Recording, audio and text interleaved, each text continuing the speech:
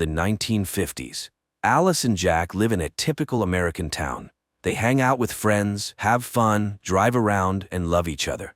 One day, while Alice is getting ready for a party with friends, Jack goes to work with a crowd of other white collars. A female voice narrates that today is the 997th day. All employees are on their way to headquarters. All residents are safe and accounted for. Ladies are wished a good day, and Alice starts her household chores.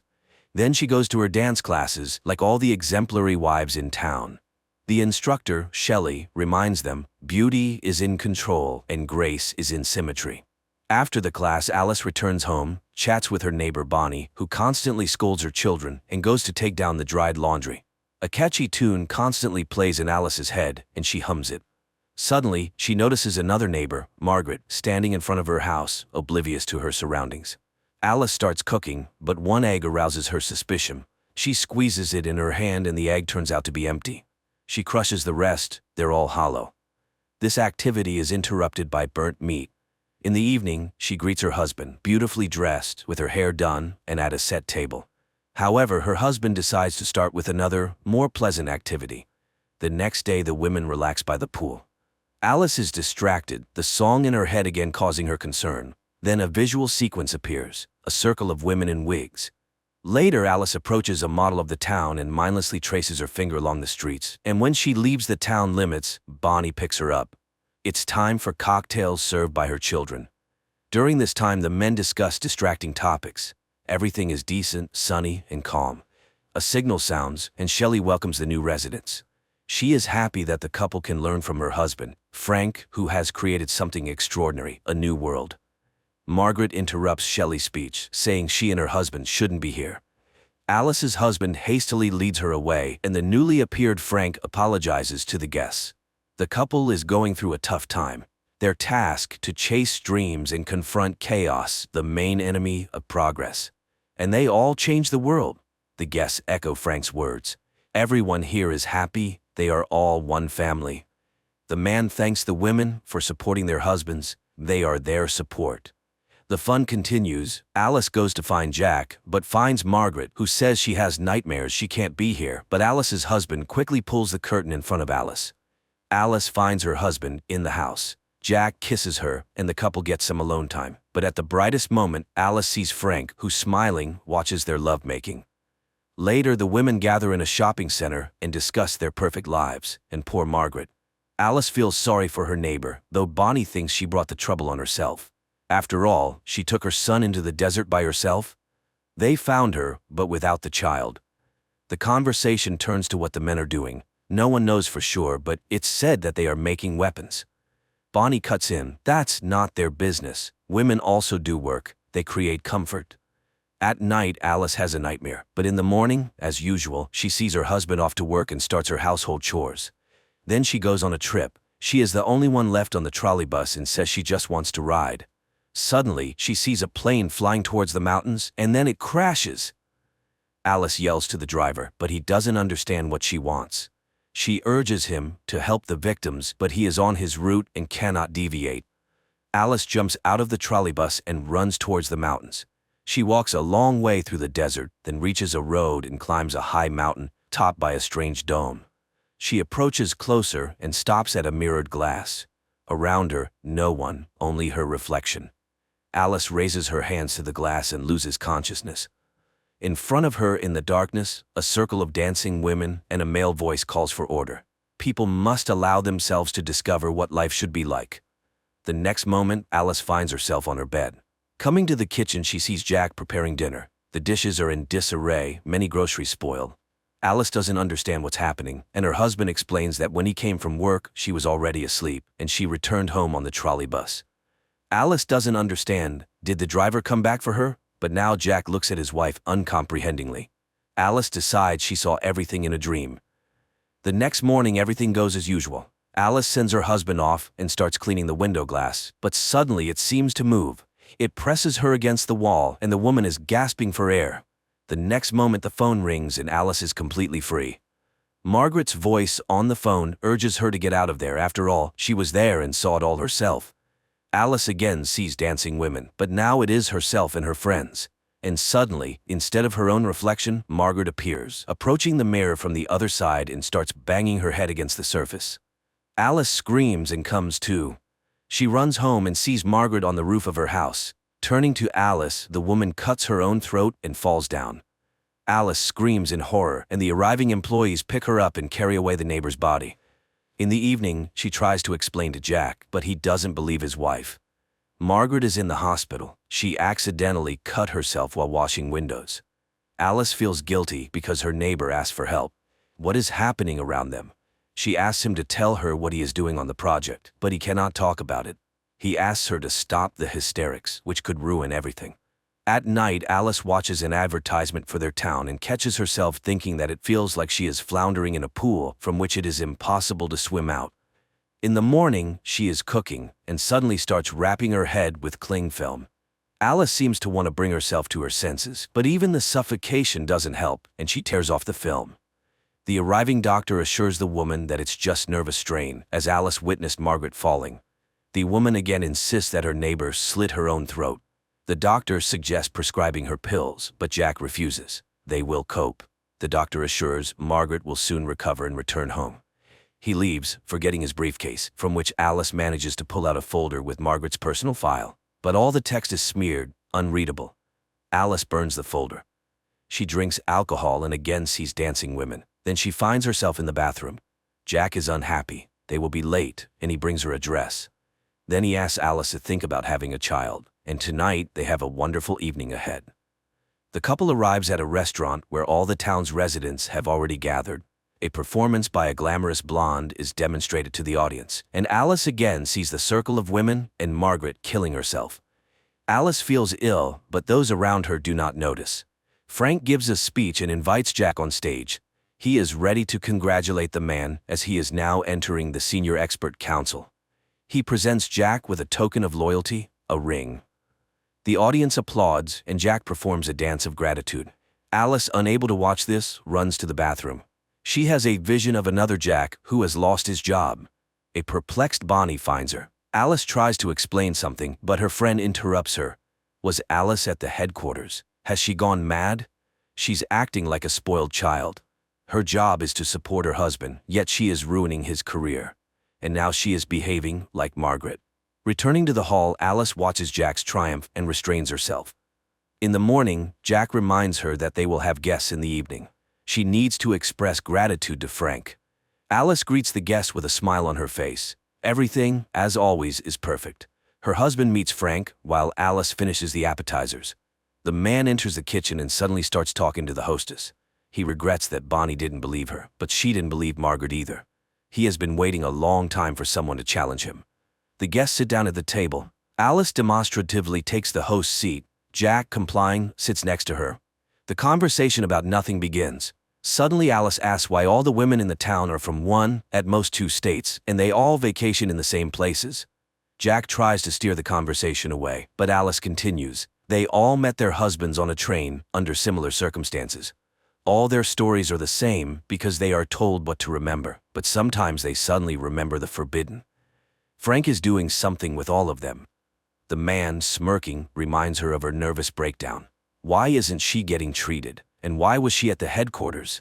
Jack is horrified. She was at the headquarters?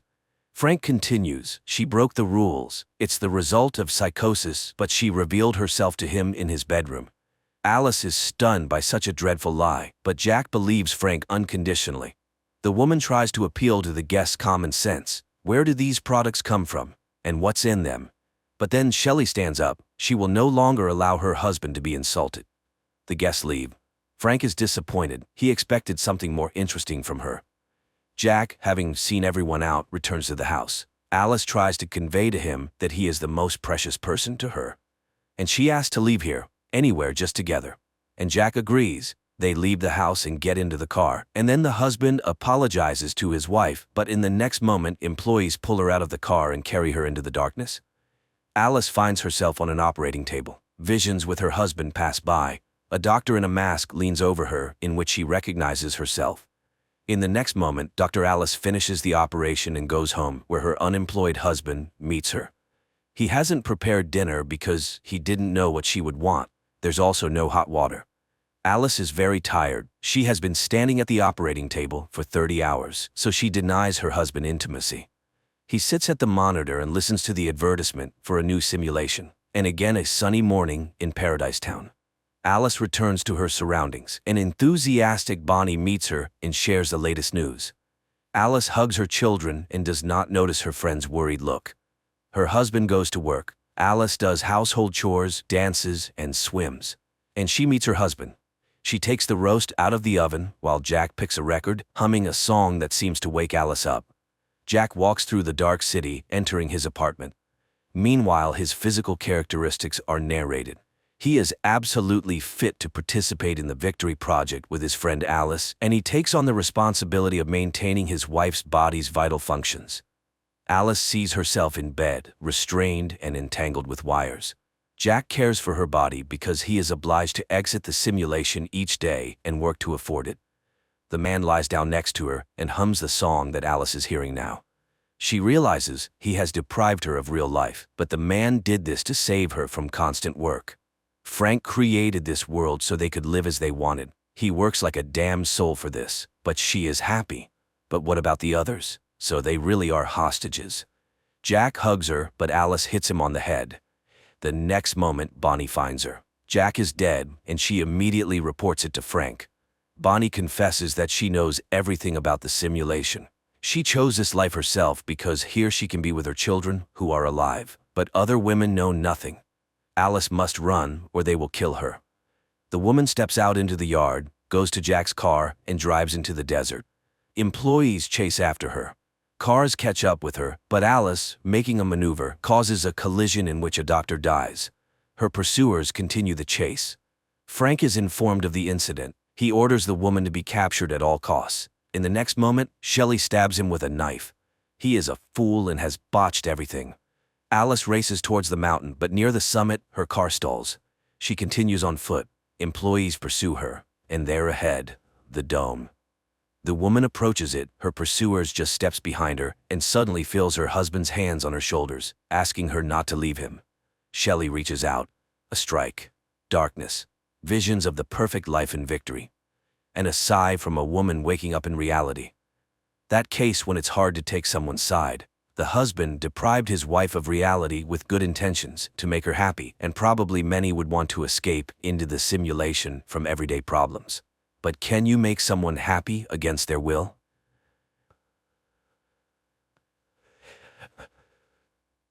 Turid Sayer, together with her teenage sons, Magne and Lauritz, returned to the Norwegian city of Edda after many years of absence. At the entrance to the city, their car gets stuck behind an old man in an electric wheelchair who is trying to turn right. Magne gets out of the car to help, and the old man's wife approaches him. Looking into the guy's eyes, she smiles with satisfaction. He's a good boy, and then she touches his forehead.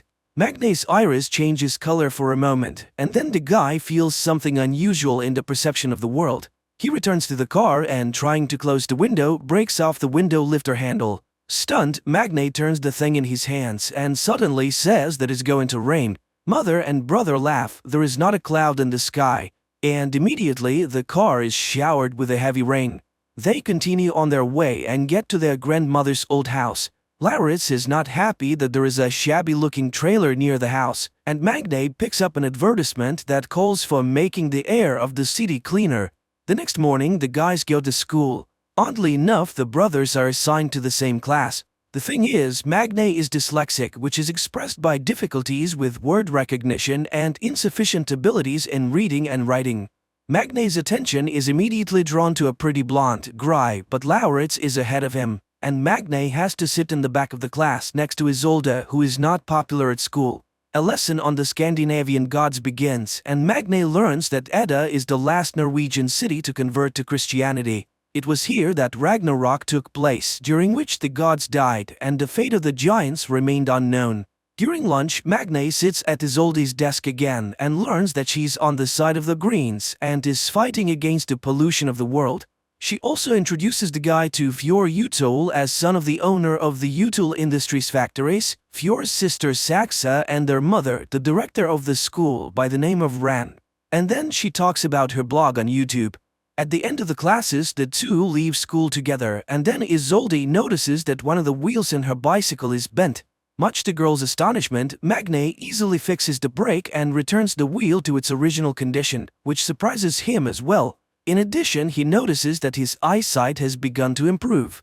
The next day, he, Isolde, and Gry get a general assignment in sociology and begin to study democracy. Magne suggests studying the topic by using their town as an example.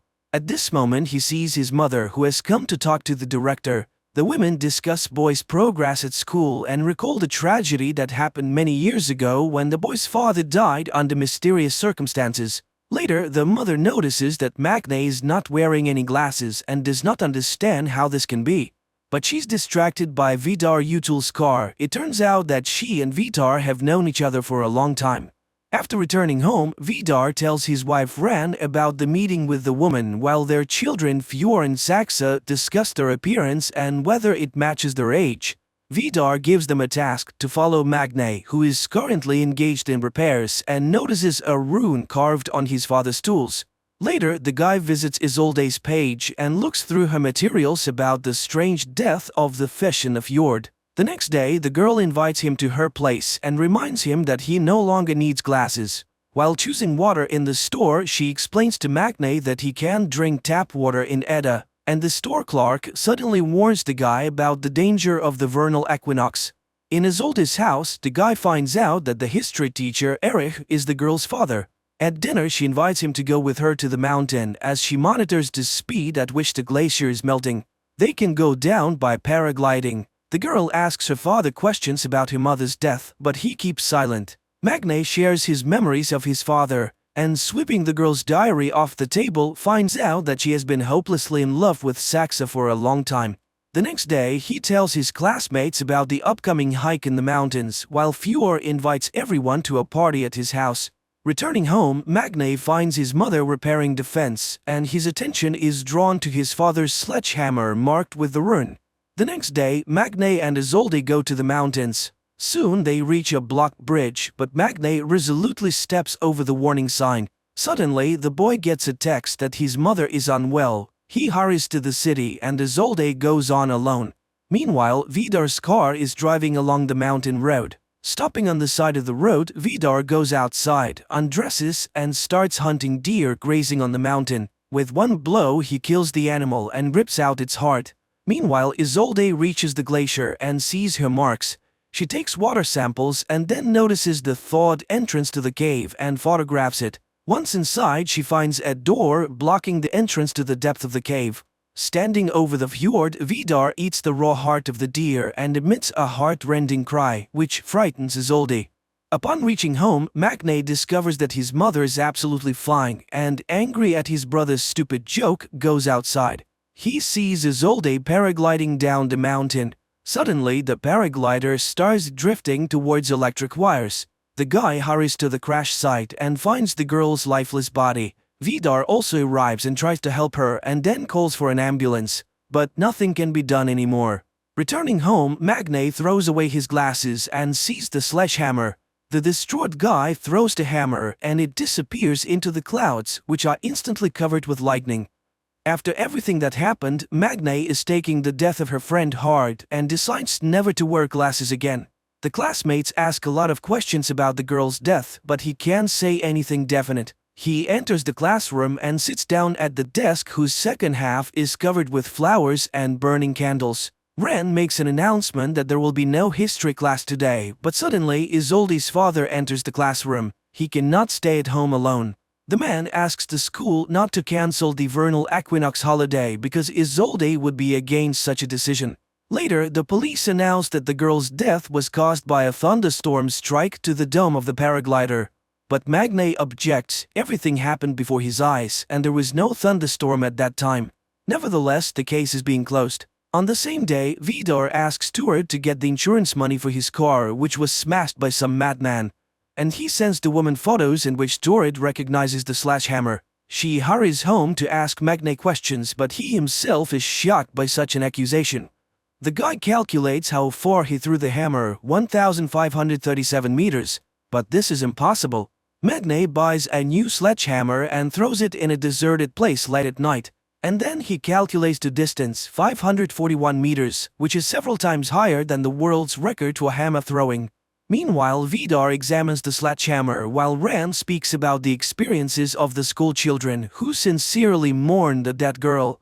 And then the husband suddenly admits that he killed Isolde because she found the entrance to the cave. The woman gets angry. They agreed not to touch the children, but since it happened, they need to find Isolde's lost phone. At school, Gry and Magne continue to work on the project together and listen to a warning not to blame the destruction of the planet only on the rich. Later at home, sorting out his mother's things, Laurits finds an old blouse. Magne invites Gry to work at his house, which leads to a heartfelt conversation about Magne's past. Meanwhile, Turid notices Erich in the store looking lost. She expresses sympathy and the man is grateful to her for it.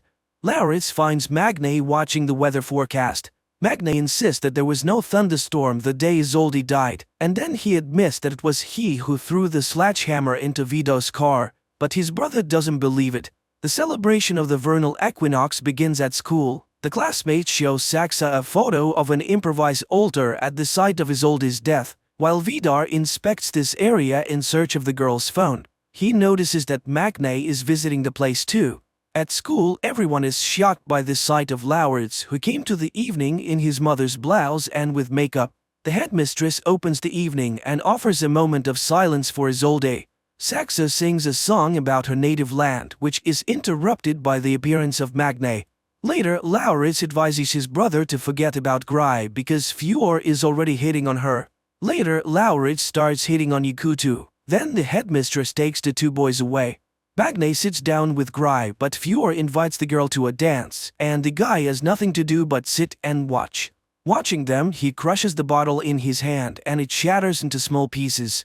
He goes to the men's room where he meets Oscar, whose mother is a police officer, and he blurts out that the girl died from hitting a rock. At this time, hot dancing begins in the hall, and Magne sees the headmistress surrounded by boys. Fjord puts on his music and he and Saxa begin a strange sensual dance to which Laurits joins. The three of them squirm on the dance floor much to the delight and astonishment of the crowd. Magne goes to Isolde's father's house and informs him about the change in the cause of his daughter's death. He's sure that the police are lying, but the inconsolable father asks to not disturb the peace of his dead daughter. Out of anger, Magne easily moves the multi-ton car in front of the house, which terrifies Erich. At this time, Fjord, Laurits and Oscar are going to the altar, and younger Utul, ridiculing people's stupid beliefs, urinates on the burning candles. Oscar manages to record this and upload everything to the internet. Fjord orders the video to be deleted, but it has already gone online. Magne is reviewing numerous notes about violations of environmental regulations by Utul Industries, which Erich shows him, and he throws away the girl's diary because she has the right to personal secrets. And at Utul's house, the owner is feeding his dog when Ran shows him a scandalous photo from the altar. The husband promises to deal with this issue. Saxa is trying to find out at least something new about Magne from Gry, who stayed overnight at their house, but she does not know anything. She goes to the bathroom and witnesses Vidar beating his son. The man is furious. People worship them too and sacrifice to them. Therefore his son insulted him with his act too. Frightened, Gry hurries to take refuge in Saxa's room. The next day, Isolde's funeral takes place and everyone goes to church, but returning home, the Sayer family finds their home trashed. The brothers go to the homeless neighbor, accusing him of stealing from their house. He admits that he has been in the apartment, but only after another man who arrived there in a big black car accompanied by a dog. The brothers realize that it is Vidar but do not understand why he needed it. Later, Magne goes to see a therapist. He feels that everything has changed around him but does not find an explanation for this. He talks about the robbery and accuses the police of inaction, and the therapist tells Ren about the session. Back home, Magne tells his mother about the conversation with the neighbor and blames Vidar, but Turid says that it's absurd and does not want to hear anything about it, especially since Erich has arrived. He hands Isolde's laptop to Magne because his computer is already failing. The guy searches the computer and finds data on changes in natural conditions in the vicinity of Edda. The same evening, Ren tells her husband about the therapy session. She is furious. Not only did Vidar break into Magne's house, but the guy's neighbor saw him, and now everyone can find out about this inexplicable case. The next day, Gry confesses to Fjord that she saw the beating, and it shocked her. But he changes the topic of the conversation. The girl agrees to ride with him, but Lauritz and Saxa are also in the car. Meanwhile, Magne is talking to a police representative again. He knows for sure that there was no wind that day, but the woman objects. He said that he got to the city in half an hour and no one can do that. The young people are driving along a mountain road and Fjord puts on a song in the ancient Icelandic language, which is surprising to Gry. Suddenly, a bird breaks against the windshield of the car. Saxa and Fjord come out to look at it. The sister reminds them of the need to learn at least something about Magne and eats the bird. Puzzled by the officer's words, Magne goes to a deserted warehouse and starts jogging to see how fast he runs. He does a 100-meter dash in just 7 seconds. Meanwhile, Erich is given Isolde's jacket, which has traces of blood on it, and Vidar follows Magne and witnesses an accident in which the guy is hit by a snowplow. He joyfully announces to the family about Magne's death, who interfered with their affairs. Then Vidar confesses to the children that he killed Isolde because she found dangerous things hidden by them in the glacier. Ren reminds them of the danger they are exposed to by getting close to mortals. Meanwhile, the doctors at the hospital are perplexed. The guy who was hit by the snowplow has no injuries at all. Magne goes home, and he doesn't know that at this very moment the body of his deceased neighbor, who was a witness to the robbery of their house, was being brought to the morgue. At home, Turid thanks the gods for saving her child's life, and Magne makes another note: he is now also invulnerable. His sight and sense of smell also have improved. The next day, during the lesson, there is a skirmish when Magne blames the Utul plants for the emissions of harmful substances which caused the inhabitants of the fjord to die. Saxa resolutely defends her father. After the lesson, Magne asks the teacher to test the dried blood from Isolde's jacket. He is sure that there's someone else's blood on the clothes. At least they smell different. The woman is surprised by his sense of smell and agrees to run the test. Later, Gry asks him questions about the incident. He shows her the jacket and asks her to smell it, but the girl does not detect the difference at all. In the afternoon, a group of classmates goes to a cafe where Oscar breaks the news about Ren's behavior the previous evening, which he learned about from his friends. Saxa is outraged by the silly rumors and stirs the conversation towards Gry, who is still a virgin. This pisses Gry off, and she goes home where she finds her father in front of a can of beer. The man is upset. The insurance company refused to pay him money for his sick lungs. No one sees the connection between the disease and the emissions from the Utul factories. Meanwhile, Vidar is raging in his house. No mortal could have survived. Who is this guy? To which Ren promises to find out everything very soon, since in the evening the brothers will come to them for dinner. Magne and Lauritz go to the Utul house, unaware that they are the only guests of the evening. They are seated at a chic table and are treated to alcoholic drinks. The hosts do not skimp on the drinks. Vidar pours Magne mead, the drink of the ancient gods. Feeling intoxicated, Magne begins to behave inappropriately, and throwing an axe at the target hanging on the wall simply breaks it. And then he confides in Ren about his new strength. The woman is surprised and offers to fight with her hands. The guy promises to defeat her and holds out his hand. They begin to fight, and Magne realizes that he cannot defeat the fragile-looking woman. They fight without restraining themselves, and at some point he suddenly sees the true appearance of an ancient monster hiding behind the guise of the beauty. At this moment, the table breaks down. Jumping up from behind the wreckage, Magne sees the woman in front of him again. He goes to the bathroom and after washing his face, looks up at the mirror and suddenly sees the face of an ancient warrior staring back at him. Coming up next, a recap of the following episodes.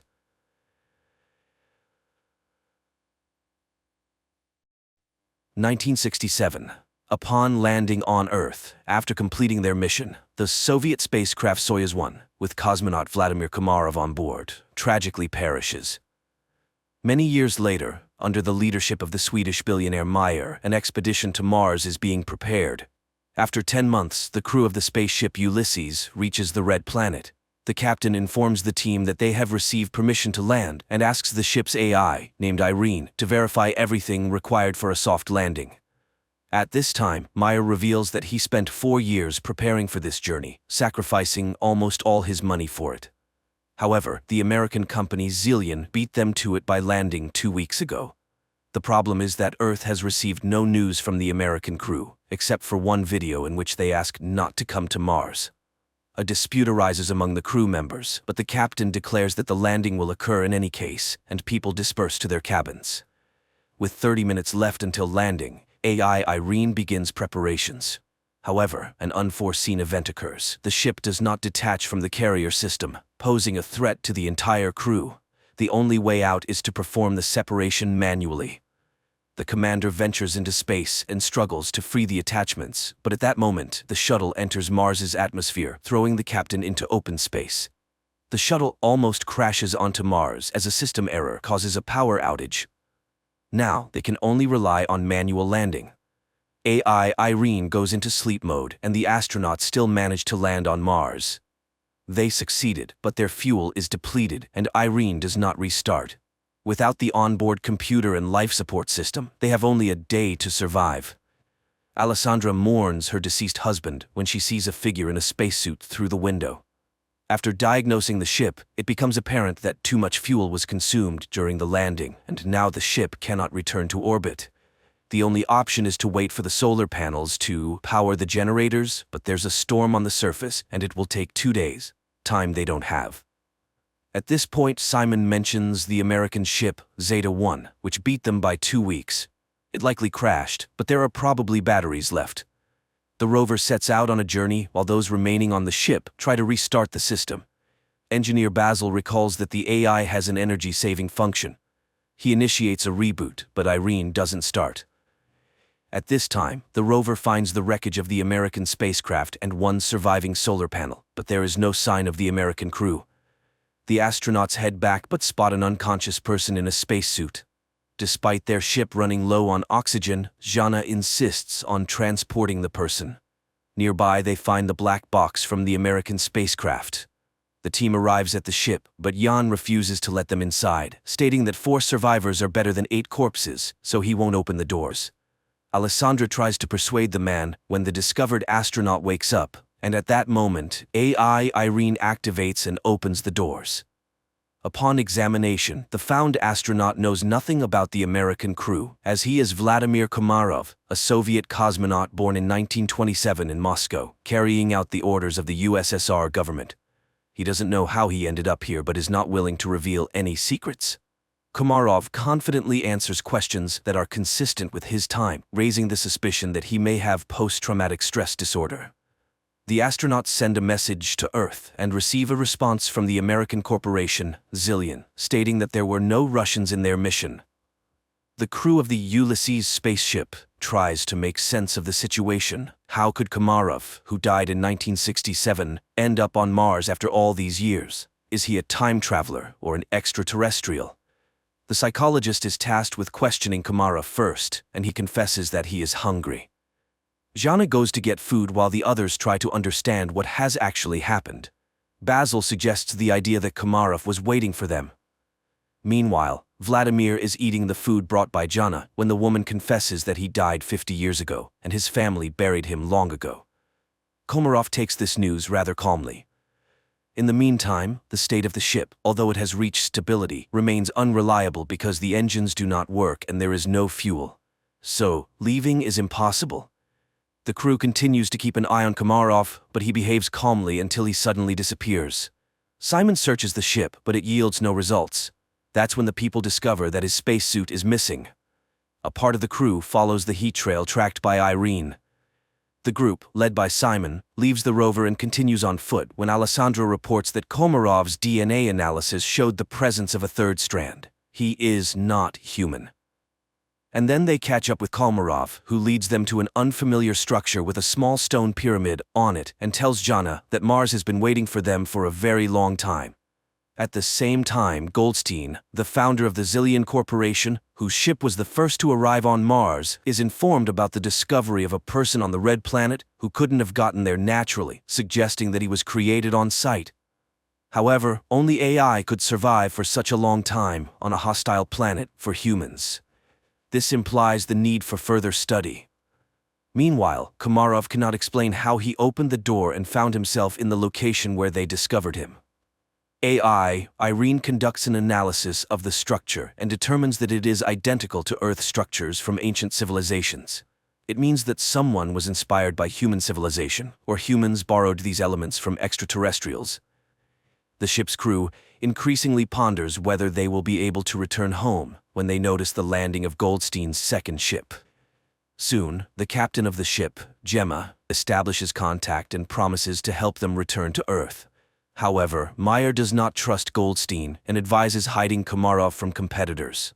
Zhana brings Komarov a uniform so that he does not stand out when the visitors arrive, and he requests that they trust him. Shortly, two armed military personnel, Edward and Adam, arrive on their ship and behave rather aggressively. Edward demands that they hand over the black box from the Zeta-1 ship and, not hearing agreement, orders his partner to search the ship. Meyer hands over the found black box and they depart. Meanwhile, chemist Eva reports that the stone found on Mars consists of an alloy that does not exist on Earth. However, it is known from ancient sources and was once called orichalcum, the metal of Atlantis. In addition to copper, zinc, nickel, and iron, it contains a third strand of DNA, similar to Komarov's. Meyer warns that if Goldstein learns about this, he will take the cosmonaut back. The crew is divided into those willing to exchange him for fuel and those who are willing to stay but want to know the truth. Zhana invites Vladimir into her cabin and asks for permission to use hypnosis. He agrees, and the psychologist begins her work. The rest of the crew listens to the conversation via transmission. However, Komarov only shares the final moments on the Soyuz spacecraft before its demise. During this time, Gemma and Alan arrive on the ship and apologize for the actions of the military, and express their readiness to help fix all the malfunctions. Zhana remembers her conversation with Komarov, who laments the future of Earth due to humanity's irresponsible behavior. In the meantime, it is revealed that the billionaire Meyer did not plan the flight just for the sake of it. 4 years ago, the rover sent a photo to Earth of the found stele, and he confesses that they found a stone with unknown DNA. Gemma explains that it's an information storage system that can be rewritten. Upon hearing these words, AI Irene activates and deciphers the message on the stone. It's a series of numbers. At this time, the hesitant Jan leads a mutiny. He doesn't trust Meyer, who warned them about Zillion. But now, the Americans have come to their aid, and their leader, as it turns out, concealed the true purpose of the flight. He is ready to switch sides to Goldstein, who is willing to do whatever it takes to combat his terminal illness.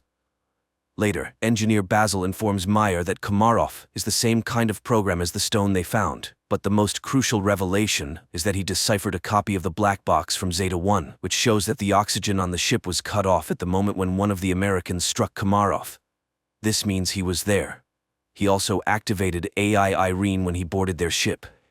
After the conversation, Meyer shows Zhana the photos they received 4 years ago from Mars, which, when decrypted, revealed Zhana's face. This is why he brought her on the expedition. The woman is disappointed. Meyer played everyone. Suddenly, she sees herself in her father's house, where Komarov tells her that she is the link between Mars and Earth. He has been waiting for her for thousands of years, and now he will prepare her to make a difficult decision. He provides coordinates on Mars where Zhana should go. Meanwhile, on Earth, scientists inform Goldstein that Komarov is the equivalent of a computer, and he himself is a biological machine. They are ready to transfer his brain into Komarov's body, but cannot guarantee the preservation of his personality. However, Goldstein is ready to take any risk to get rid of his terminal illness. Meanwhile, Zhana leaves the ship despite Simon's protests. At this time, technicians Alan and Alessandra test the engine and discover that access to it is blocked, and Irene suddenly begins responding with jokes, which is entirely uncharacteristic for a machine. It is revealed that she has reprogrammed herself. Her interface and logic are changing, and she refuses to answer who or what made her do this. Engineer Basil realizes that her system is becoming like a brain. Irene confesses that she is evolving. In the meantime, Zhana finds a small stone pyramid, and Simon forcibly makes Gemma accompany him in the search for Zhana. Jan discovers his absence, and after contacting Simon, receives an order not to let anyone inside. Just at that moment, American military personnel arrive, demanding that they hand over Komarov. Jan is willing to open the entrance, but the rest of the team opposes it. Mayer asks Basil to send a message to Goldstein, hoping that he may be more reasonable than his people. However, Irene has blocked communication with Earth. The engineer realizes that radical measures will have to be taken, but Jan still opens the doors and the military personnel enter. Basil begins to reboot Irene just as the Americans find Komarov, but then the lights go out and the astronaut disappears. Meanwhile, Jana, stumbling, falls from a hill. She regains consciousness but discovers that her leg is trapped between rocks and she cannot free herself. At this moment, the enraged military officer demands that the crew explain where Komarov went. He begins to beat people, demanding to summon the captain. Desperate, Jana screams, "Is her destiny to die in a pit on Mars?" But she is found by Simon and Gemma. Alessandra notices an approaching storm. The military officer is preparing to leave the Ulysses ship, leaving the people in danger. Suddenly, the lights start flashing, and the newly appeared Komarov asks to take him back to Earth. Simon, Gemma, and Jana go together to the place indicated by Komarov and find an entrance to an underground bunker, very similar to the Petra tomb. The psychologist feels where to go and leads the couple. Soon, they find real water, but this is not what Komarov wanted to show them. Meanwhile, on Earth, Goldstein tells the nurse a story about the study of Mars. People were searching for green men, but it's all much simpler. He tells the story of the loyal dog Hachiko and compares Komarov to him, who was created by someone 100,000 years ago and left on Mars, where he faithfully waited for his owner to this day. At this time, on Mars, the astronauts find a wall made of human bones and realize that they are not the first people on this planet. It's not Earthlings colonizing Mars, it's the Martians who came to Earth, depleting the resources of the Red Planet. A tragedy unfolds on the Ulysses spaceship. The cowardly Jan grabs a gun, intending to get on the American ship at any cost to return to Earth, and shoots Komarov. Jana immediately falls in excruciating pain and Gemma flees. Alessandra tries to help Komarov, and Simon helps Jana, but the Russian cosmonaut dies, and Jana stops breathing too. Then Simon removes his helmet and, surprised by the presence of air in the cave, performs artificial respiration on her. The girl regains consciousness. Gemma walks toward the Ulysses ship when she's informed of Komarov's death and the approaching storm. Meanwhile, Meyer secretly goes in search of his crew members because the Americans refuse to take the billionaire's team back to Earth. At this moment, a recovering Jana sees the light in the bunker and leads Simon to it. Upon coming out, the astronauts see a figure in a spacesuit in front of them and recognize Komarov. Meyer finds the entrance to the bunker and catches up with Simon and Jana while heading toward the light. He is amazed by the presence of a living Komarov who suddenly tells them that everything ended here a long time ago. People realize that this is the North Pole of Mars, but how did they get here? Komarov explains that this planet was once inhabited by a species that went extinct because it went astray. And that species was humans. A group of survivors settled in this place but ended up killing each other when resources ran out. The rest of them flew back to Earth. Plato called them the Atlanteans. Komarov continues to talk about how he waited for thousands of years for Jana, who embodies qualities of both branches, human and Martian AI. Only she can save humanity from themselves. She must decide whether humans deserve a second chance. Their conversation is interrupted by the military officer who intends to take the psychologist back to Earth. The American aims his weapon at the cosmonauts, and Jana seeks help from Komarov. Suddenly, the military officer starts gasping for breath and falls. Upon returning to the ship, Simon orders them to prepare to depart. Meanwhile, Gemma from the Zillion ship tries to contact her associates, but none of them respond. She decides to fly back to Earth alone. The Ulysses crew heads to her ship, trying to establish contact with her and informing her about the deaths of the military personnel, but she doesn't respond. That's when Meyer starts speaking, recalling their past relationship, and confesses that he's no better than Goldstein because he's willing to do anything to ensure his name remains in history, even betraying his team. However, she's not like that. She won't be able to live knowing she has ruined people. Suddenly, Gemma's voice is heard, asking them to hurry. Goldstein has heard that Gemma has decided to take the Ulysses crew back to Earth and has blocked the control panel of the Zeta-2 ship before takeoff. The people on the ship prepare for their impending demise, and Jana asks Mars what she should do. Everything she saw and heard on the red planet flashes through her mind, and, with sheer willpower, she removes the control panel's block. Suddenly, an armed military officer appears in front of the ship, intent on damaging the engines with his weapon. Simon is about to step out to stop the madman, but Jana beats him to it. She aims the weapon at the American, but informs him that Mars will be the one to kill him. The military officer falls. The countdown for liftoff begins, and Jana realizes that there's no time to return. She bids farewell to the crew, confessing her love for Simon. The ship takes off. Suddenly, Meyer notices that it's dark at the North Pole of Mars. This means that they couldn't have been there just a few minutes ago.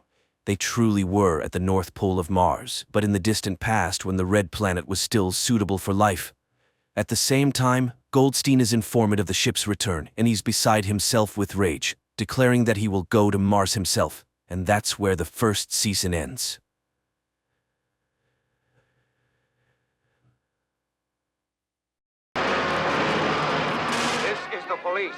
This is the police. The scoops are on their way.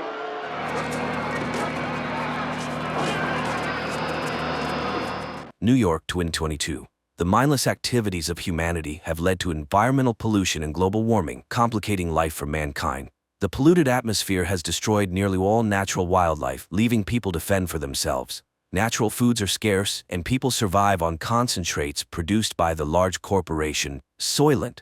Their latest product, Soylent Green, is made from plankton and promises to feed everyone. However, it is currently produced in insufficient quantities.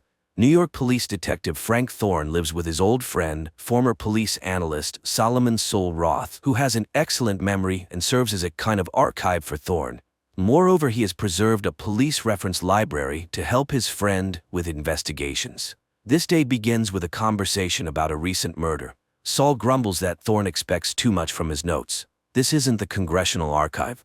Meanwhile, the power goes out. Saul reminisces about the old days when food was real and electricity worked without interruption. But people ruin nature, and now everything is dying. The man sits on a bicycle which generates energy for the apartment, while Thorne heads to work, stepping over the bodies of homeless people sleeping right on the staircase of his building. The streets are clogged with old cars that, due to a lack of fuel, now serve as homes for the poor or as venues for criminal meetings. In one of these cars, a young man named Gilbert receives a metal meat hook and instructions for an upcoming job from a criminal world representative. Meanwhile, in the apartment of the wealthy William Simonson, his girlfriend Shirley plays on a machine gifted to her. She is very pleased with a successful move and thanks her master when the security guard Fielding arrives to remind the girl that it's time to go. The couple heads to a store where the vendor sells them expensive products and shows them an item completely unattainable for ordinary people, a beef tenderloin. At this time, Gilbert uses the hook to infiltrate the residential complex for the privileged and ascends the Simonsons' apartment. Seeing the young man, the wealthy man remains completely calm, making no attempt to flee or call for security. Gilbert apologizes and explains that those who sent him can no longer rely on Simonson's silence. The wealthy man agrees with all his arguments and calmly confirms that what Gilbert is about to do is necessary for God. The young man raises the metal hook and strikes Simonson on the head. Sometime later, Thorne arrives at the deceased's home to investigate the case. He questions the caretaker, who assures him that the cameras malfunctioned, and leads the detective to the apartment where Shirley meets him. Ignoring her, Thorne examines the body of the deceased. Searching the apartment for clues, Thorne finds and consumes whiskey, beef, and other foods unavailable to him. Fielding talks about the shopping trip, and the policeman enjoys washing his hands in clean, warm water.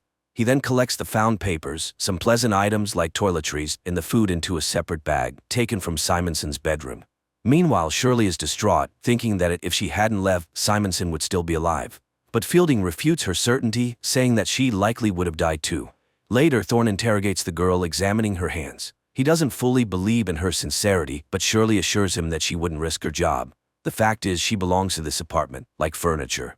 Now she will wait for the new tenant if he wants to keep her. At this time, Thorne is informed about the arrival of the sanitation crew. He orders them to take Simonson to the dump, but the crew reports that the wealthy man will be sent to the incineration plant. Shirley is saddened by this outcome, as she still remembers her grandmother's proper funeral.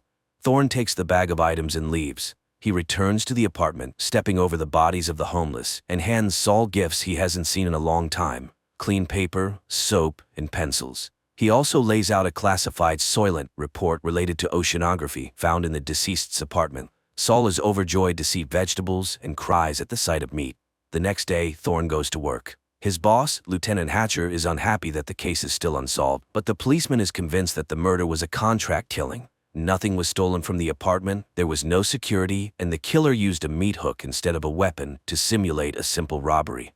Therefore, the first thing the detective decides to do is check the bodyguard, and after tracking the man, he finds his girlfriend, Marta's apartment. Thorne searches the place, notices a spoon on the table stained with strawberry jam, and concludes that this is too luxurious an item for the bodyguard's girlfriend.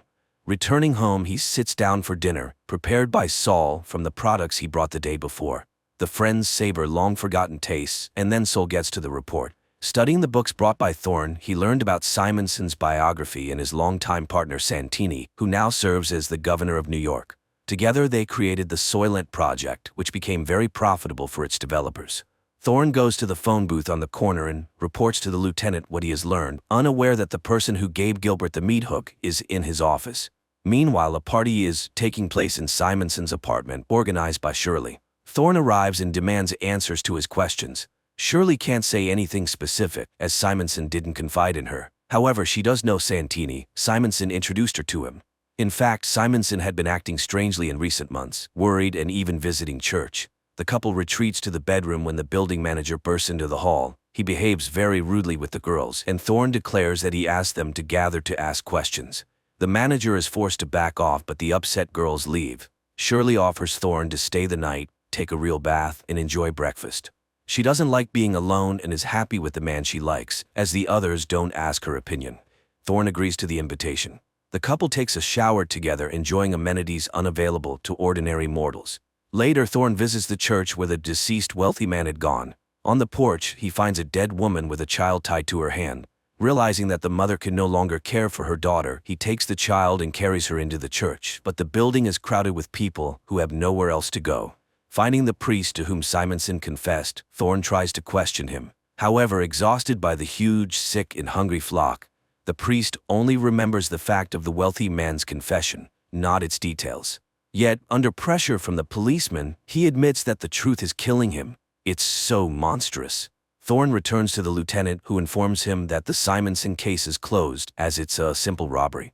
He asks to rewrite the report, but Thorne refuses to do so, finding everything too suspicious. For refusing to obey, Hatcher assigns Thorne to patrol the streets. That same day, Governor Santini is informed about the persistent policeman who refuses to close the case. Learning about Thorne's visit to the priest, Santini orders his elimination. Fielding goes to confession. Meanwhile, Thorne is patrolling the street where the Soylent distribution center is located. A large crowd gathers, and soon the product runs out, causing discontent among the crowd. The police recognize the danger and try to quell the unrest. However, people start rioting. The killer sent after Thorne tries to get close to him as machines with scoops arrive to load people into the truck beds and take them for processing.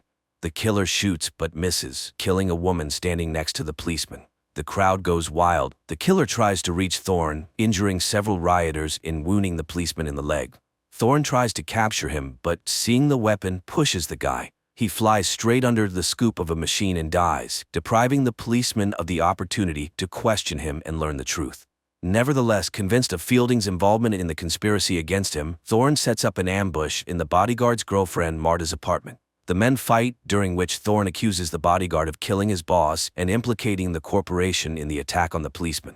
Finally, he warns the man to stop following him, otherwise it will end very badly.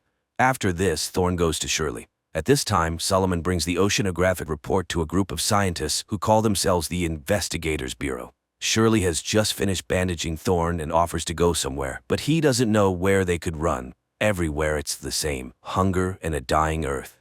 The girl is upset, as the new tenant is arriving today, but the policeman is sure she will please him. Meanwhile, the scientists announce the results of their research to Saul, and it is truly horrifying. Simonson, being a member of the Soylent board, learned everything, and his psyche couldn't handle it. The corporation realized they couldn't rely on him. To prevent him from talking, they eliminated him. Now, before going to the Supreme Council, they need to gather evidence. Saul is so shocked by the discovery that he decides to go to the place where they will help him die.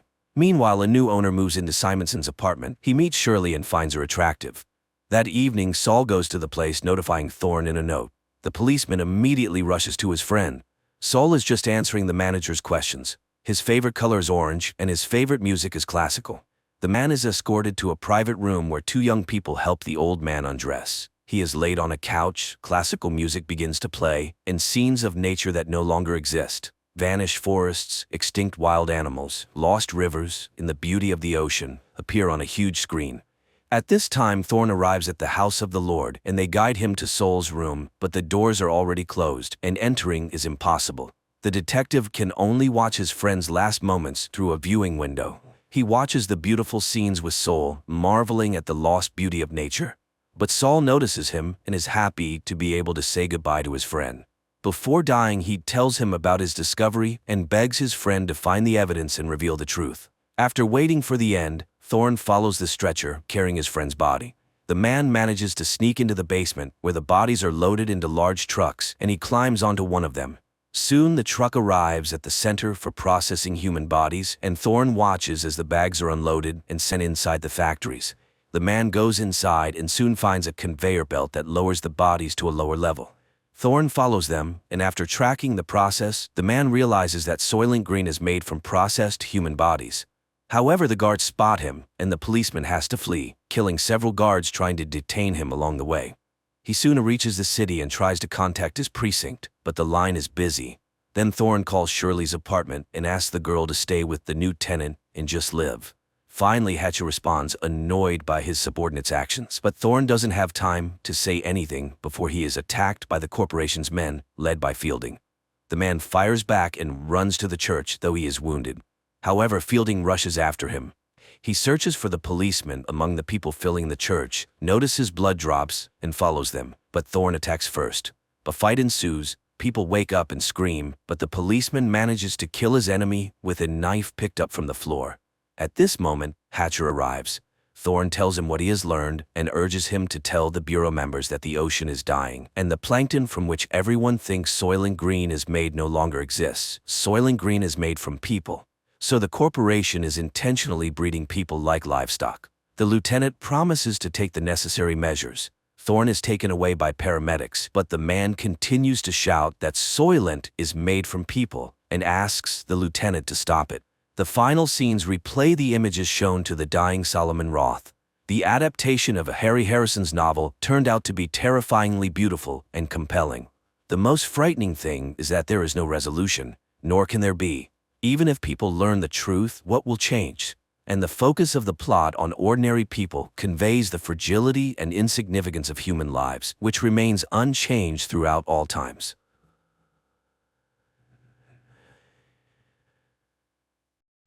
Japan 2023. People board a train and head to work. Everyone is busy with their own things, scrolling through Instagram feeds, making acquaintances on social networks, and discussing plans for the evening, unaware that in just a few minutes, their lives will change forever. Suddenly, the train's speed increases, and strange things start happening. A bottle cap rolling on the floor of the carriage suddenly disappears. Passengers begin receiving alerts about powerful earthquakes on their phones. Then the train enters a gloomy tunnel and comes to a sudden halt. People regain consciousness, bewildered by what has happened. One of the passengers opens the entrance doors, and people, screaming and pushing each other, rush to the exit, jumping from the high steps. But once outside, they can't believe their eyes. Traces of the civilized world are gone, and they are surrounded by the remnants of a destroyed city, overgrown with trees and grass. Moreover, all the carriages have disappeared without a trace, except for the fifth one they were in. As time passes, the passengers begin to get acquainted. One of the guys, Shirahama, a firefighter, examines the injured and suggests checking the tunnel behind the carriage. He is joined by a girl named Katana and a guy named Hayashima, who also wants to understand what happened. Meanwhile, the police in the city cannot figure out where the last two carriages have gone, while the rest of the train, along with the passengers, remains undamaged. The three volunteers enter the tunnel and walk through the dark underworld for a long time.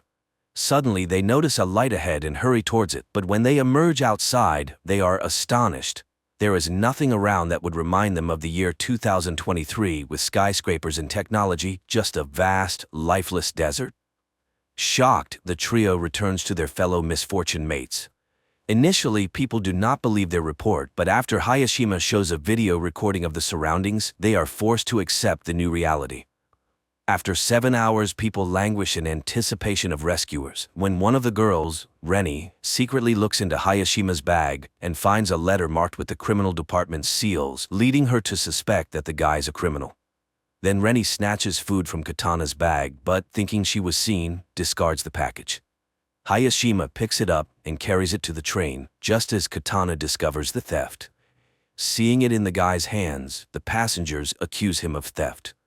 Moreover, Reni reports about the letter from the colony. Offended, Hayashima denies the accusations and announces his departure. At this time, Shirahama pulls out a box of fruits and offers to share them. While Katana is distributing the food, one of the guys reviews the video he made earlier, clearly showing Reni stealing the food. Realizing that Hayashima is innocent, Shirahama and Katana run after him, managing to save the guy who nearly falls into a deep ditch. In gratitude, he confesses that he works as a hairdresser and is already 30 years old. But he refuses to explain the origin of the letter from the colony. Night falls. Passengers somehow settle down to sleep, but many cannot sleep, worrying about their future. In the morning, people begin to realize that they may never return home. Shirahama tries to gather the scattering people, but a friend asks the guide not to take responsibility for others' lives. Then the firefighter confesses that because of him, his colleague was injured, losing the ability to walk. Now he believes he must help everyone he can.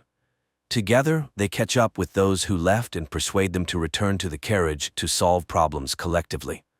Seeing this, Hayashima remembers his brother who was in prison, and the letter in his bag was from him. Fate had it that he had to take on the upbringing of his younger brother, and he still feels guilty for his older brother becoming a criminal. Meanwhile, a couple of passengers explore the surrounding area and find the ruins of a high tower. This is particularly strange because the news reported its construction, which was supposed to be completed in 2026. And one of the passengers found a can in the forest dated that year. A biologist among them encountered a plant whose genetic modification takes 30 years. It turns out that they are in the distant future of Earth, and it's far from a joyful discovery. At the same time in 2023, all channels are broadcasting messages about the disappearance of 2 carriages, which had at least 100 passengers. Night approaches and many fall into despair, while Katana and Shirahama place plastic containers on the roof of the carriage, hoping for rain. In the morning, the biologist draws the others' attention to the dense greenery, which means there must be a body of water nearby. A group of youth sets out to explore the forest. Along the way, Hayashima confesses that his parents are criminals, and then the guy spots a frog. This means water is very close, but ahead are impassable cliffs, which can only be climbed with the help of ropes. The group returns to the train and cutting wires heads back to the cliffs. Shirahama climbs to the top and joyfully shouts upon seeing a waterfall, but looking around he is horrified. Instead of Mount Fuji, a sea stretches out before him. Returning, he tells the others about this, and people start to speculate what happened to their planet. At night, everyone goes to sleep, but the eldest passenger, Tanaka, goes outside and sees an unfamiliar person. But when he tells about it, no one believes him. Then it starts to rain, helping people to collect water and even bathe. Meanwhile, the biologist continues to study the surrounding fauna, finds several edible plants, and shows them to the others. And still, Katana manages to eat a poisonous berry, but fortunately, her poisoning is not fatal. The news that the girl has recovered has a sobering effect on the passengers. They finally realize that sitting still, they won't survive. People get to work and even make utensils from bamboo. Bank cards turn out to be decent knives. The group of youths brings water from the waterfall, and they prepare a soup from plants. But after dinner, some feel sick and the biologist discovers a couple of poisonous berries in the common pot. Someone remembers seeing Tanaka near the pot, who is not among them. Shirahama sets out to look for him, but stumbles, falls, and loses his torch. After a while, Shirahama returns without Tanaka, but with Hayashima's previously lost barber tools, which he had sorely missed. In the morning, the biologist announces to the people that he is going to look for a river, which should be nearby. His friends go with him. But in the forest, they encounter a stranger who injures the biologist and runs away. The guys carry him back to the train, where fortunately there is a medical student who provides the injured with first aid. The others help as much as they can and pray for the guy. Later, Tanaka unexpectedly returns from the forest. It turns out he worked for a security company and can show how to make traps around the camp. Reni asks Hayashima to fix her hair, and soon there's a cue for the guy. Meanwhile, Shirahama and Katana notice a teenager caught in one of the traps, but the youngster gets out on his own and runs away. The friends hurry after him and soon find themselves by the river, but the boy asks them to wait for him at the spot and disappears into the forest. Hayashima, noticing their disappearance, catches up with the pair. At this time, the teenager returns and leads the friends to carriage number 6, which mysteriously ended up several kilometers away from the 5th carriage. The passengers from the 5th carriage are welcomed by the leader of the group from the 6th carriage, Yumamoto. Their carriage was lucky to be near the river, where there was plenty of fresh water and fish. Moreover, among them was a builder who, under his guidance, they were able to quickly set up a camp and even build a kitchen and a toilet. The newcomers find the one who injured their biologist. He confesses that he did it out of fear, thinking they were going to attack him. He bows deeply, apologizing for his action. And Yumamoto admits that he believes a return to the past is possible. The man told them that in the early days, they found a small boat on the river, where he managed to fix the radio and catch a signal, apparently from Canada, where the year 2060 was mentioned. From what he heard, the man understood that in 2026 a disaster occurred. A huge asteroid fell to Earth, causing powerful earthquakes and tsunamis worldwide, instantly taking billions of lives. The dust thrown into the atmosphere blocked sunlight, leading to the extinction of the remaining species. But the main thing is that the asteroid didn't fall by chance. It was space debris, as besides state corporations, satellites began to be launched by anyone who fancied. One of the probes collided with a satellite, which in turn fell onto an asteroid, leading to a deviation of its orbit. So it was a man-made disaster. That's why it's so important to return to their year and change the future. Inspired by the example of the 6th carriage, the passengers decided to make a bath by the river. Meanwhile, Tanaka continues to deteriorate, making himself a doll from branches and talking to it. In the morning, the bath is ready. For the first time in many days, people bathe in hot water and wash their clothes. And the guys find a strange stone on the riverbank, which Yumamoto learns about. He sends his people to find it, but Reni notices strangers, and one of the guys lets slip that according to their leader, this stone might help them return home. The girls argue about the need to return, and Reni pushes Katana away. She falls and accidentally shifts a layer of soil, under which a dead body is discovered. Meanwhile, Tanaka reads in a newspaper an announcement about the search for a murderer in his description. At that time, Reni and Katana are attacked by guys from the 6th carriage, but Reni breaks free and runs to her own, where she tells about the found corpse, while Katana escapes from the guys through the forest. The 5th carriage decides to make weapons, while Shirahama and Hayashima run to the neighbors. But the girl is not there, and Katana meanwhile makes it to the boat. Yumamoto is forced to confess to the guys that he killed one of the passengers, who suddenly became aggressive and started attacking people with a knife. That's why he was recognized as a leader. The guys go home, hoping that Katana has returned, but she's not there, and the rest urge to go to the 6th carriage and punish the guilty. And the guys go again to look for the girl. Katana hides in the boat when Yumamoto comes in. He pretends to be calling an unknown station, but the girl sees that the wires are cut. The man discovers her and confesses that he doesn't want to return to the past because he intends to create a new society here. After that, he ties up Katana and locks her in the cabin, where her screams cannot be heard. In the morning, the passengers of the 5th carriage are just about to attack the neighbors when one of the women suggests backing up and looking for a building where they could hide. At this time, guys from the 6th carriage go to the neighbors to scavenge something, but they fall into traps. A fight starts when the rest of the 6th carriage's passengers arrive, and there are more men among them. The fight escalates into a real battle, which is stopped by the appearance of the escaped Katana, who accuses Yumamoto of lying. He is forced to admit to the deception, but he just wanted to keep people's spirits up. However, the passengers decide to exile the former leader. Before leaving, the man hands over a journal from the ship, which contains information about the tower that could help them return to the past. Meanwhile, those who went to search for the building reach the tower and find glowing asteroid fragments there. And in 2023, scientist Ray, after reviewing the video surveillance camera recordings, discovers that a wormhole appeared in the tunnel at the moment of the disappearance of two carriages, which apparently was the result of a distortion in the space-time continuum. The passengers study the journal found by Yumamoto and learn the exact date of the disaster. Moreover, they have an asteroid fragment that possesses a phenomenal magnetic charge. One of the passengers remembers how on the day of their departure, he saw something in the sky resembling a falling star. In the past, Ray, analyzing the same event, concludes that it was the flare from a supernova explosion. In the future, there's also an expert who explains that supernovas occur in space when a star reaches the end of its life cycle and explodes, releasing a massive amount of energy. Apparently, this created the temporal rift into which both carriages fell. It means they need to open this wormhole again. In the evening, a strong storm begins, forcing people to seek more reliable shelter than the carriage. Tanaka opens the rear doors leading into the tunnel. Unexpectedly, a strong gust snatches his doll and sucks it into the wormhole caused by the hurricane. But as soon as the storm subsides, the wormhole disappears. And in 2023, scientists find Tanaka's doll. Passengers in the future conclude that to summon the wormhole, they need a powerful energy source, for which they start looking for remnants of power lines. Digging up each post, the passengers find an electrical substation where somehow working equipment is preserved. They redirect enough electricity into the tunnel to stabilize the wormhole with the onset of the next storm, enough to return to the past. The storm starts at night, supported by the power of the substation. The wormhole opens, and everyone enters the carriage except Tanaka, who refused to return.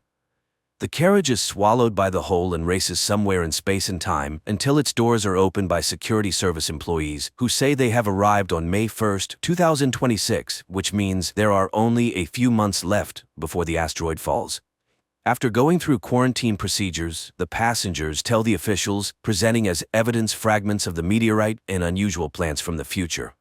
Only the officials don't believe the stories about the upcoming apocalypse. Later, the internet buzzes about the incident.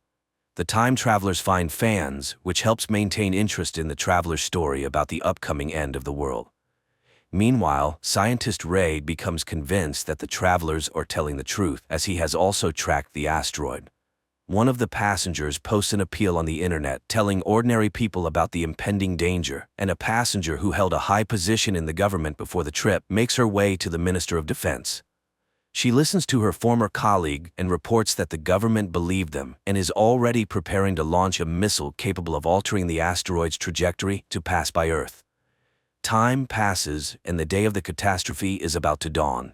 The travelers decide to gather together on the platform to find out whether it was possible to avert the disaster, and if not, to perish together. But the military successfully completes their task and changes the meteorite's trajectory, saving humanity from total extinction. Quite an unusual series where various theories about the impending doom of humanity are mixed. And the finale of the story is very relevant, emphasizing that life on Earth is the result of the actions of each living being. And the future of the planet is a collective human responsibility.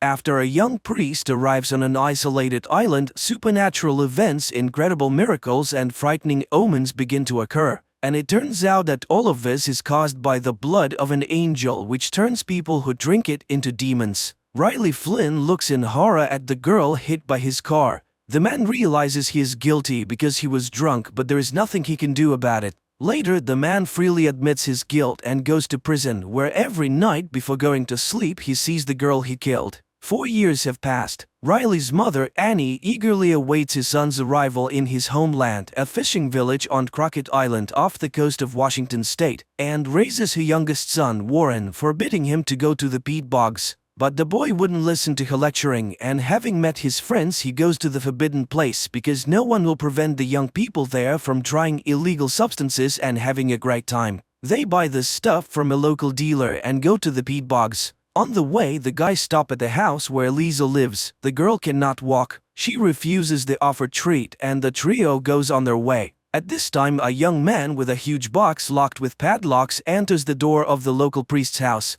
The boys get into a boat and make their way to the far shore of the island. It's already dark, so when they hear a sound of huge wings, the boys mistake them for a giant heron taking off. The peat bogs are also teeming with stray cats that were brought here from the mainland, and they feed on old remains because up until the 1920s people buried their dead right in the yards. And now when the peat bogs get flooded, those remains resurface. Warren knows this because after storms all this creepiness washes ashore where their house stands. The boys settle in their usual spot and after taking some revelatory substances start telling tales about local ghosts. At that moment, loud cat cries are heard from the bushes, and Warren, shining his flashlight in that direction, sees two burning eyes following them. But they immediately disappear, and the boy forgets about the incident. In the morning, Riley arrives on the island. Annie meets his son and apologizes for his father and younger brother who could not meet him because they were out fishing. Meanwhile, the ferry is met by a zealous parishioner, Bev Keane, who is concerned about the long absence of Father Pruitt. But the priest is not on the ferry.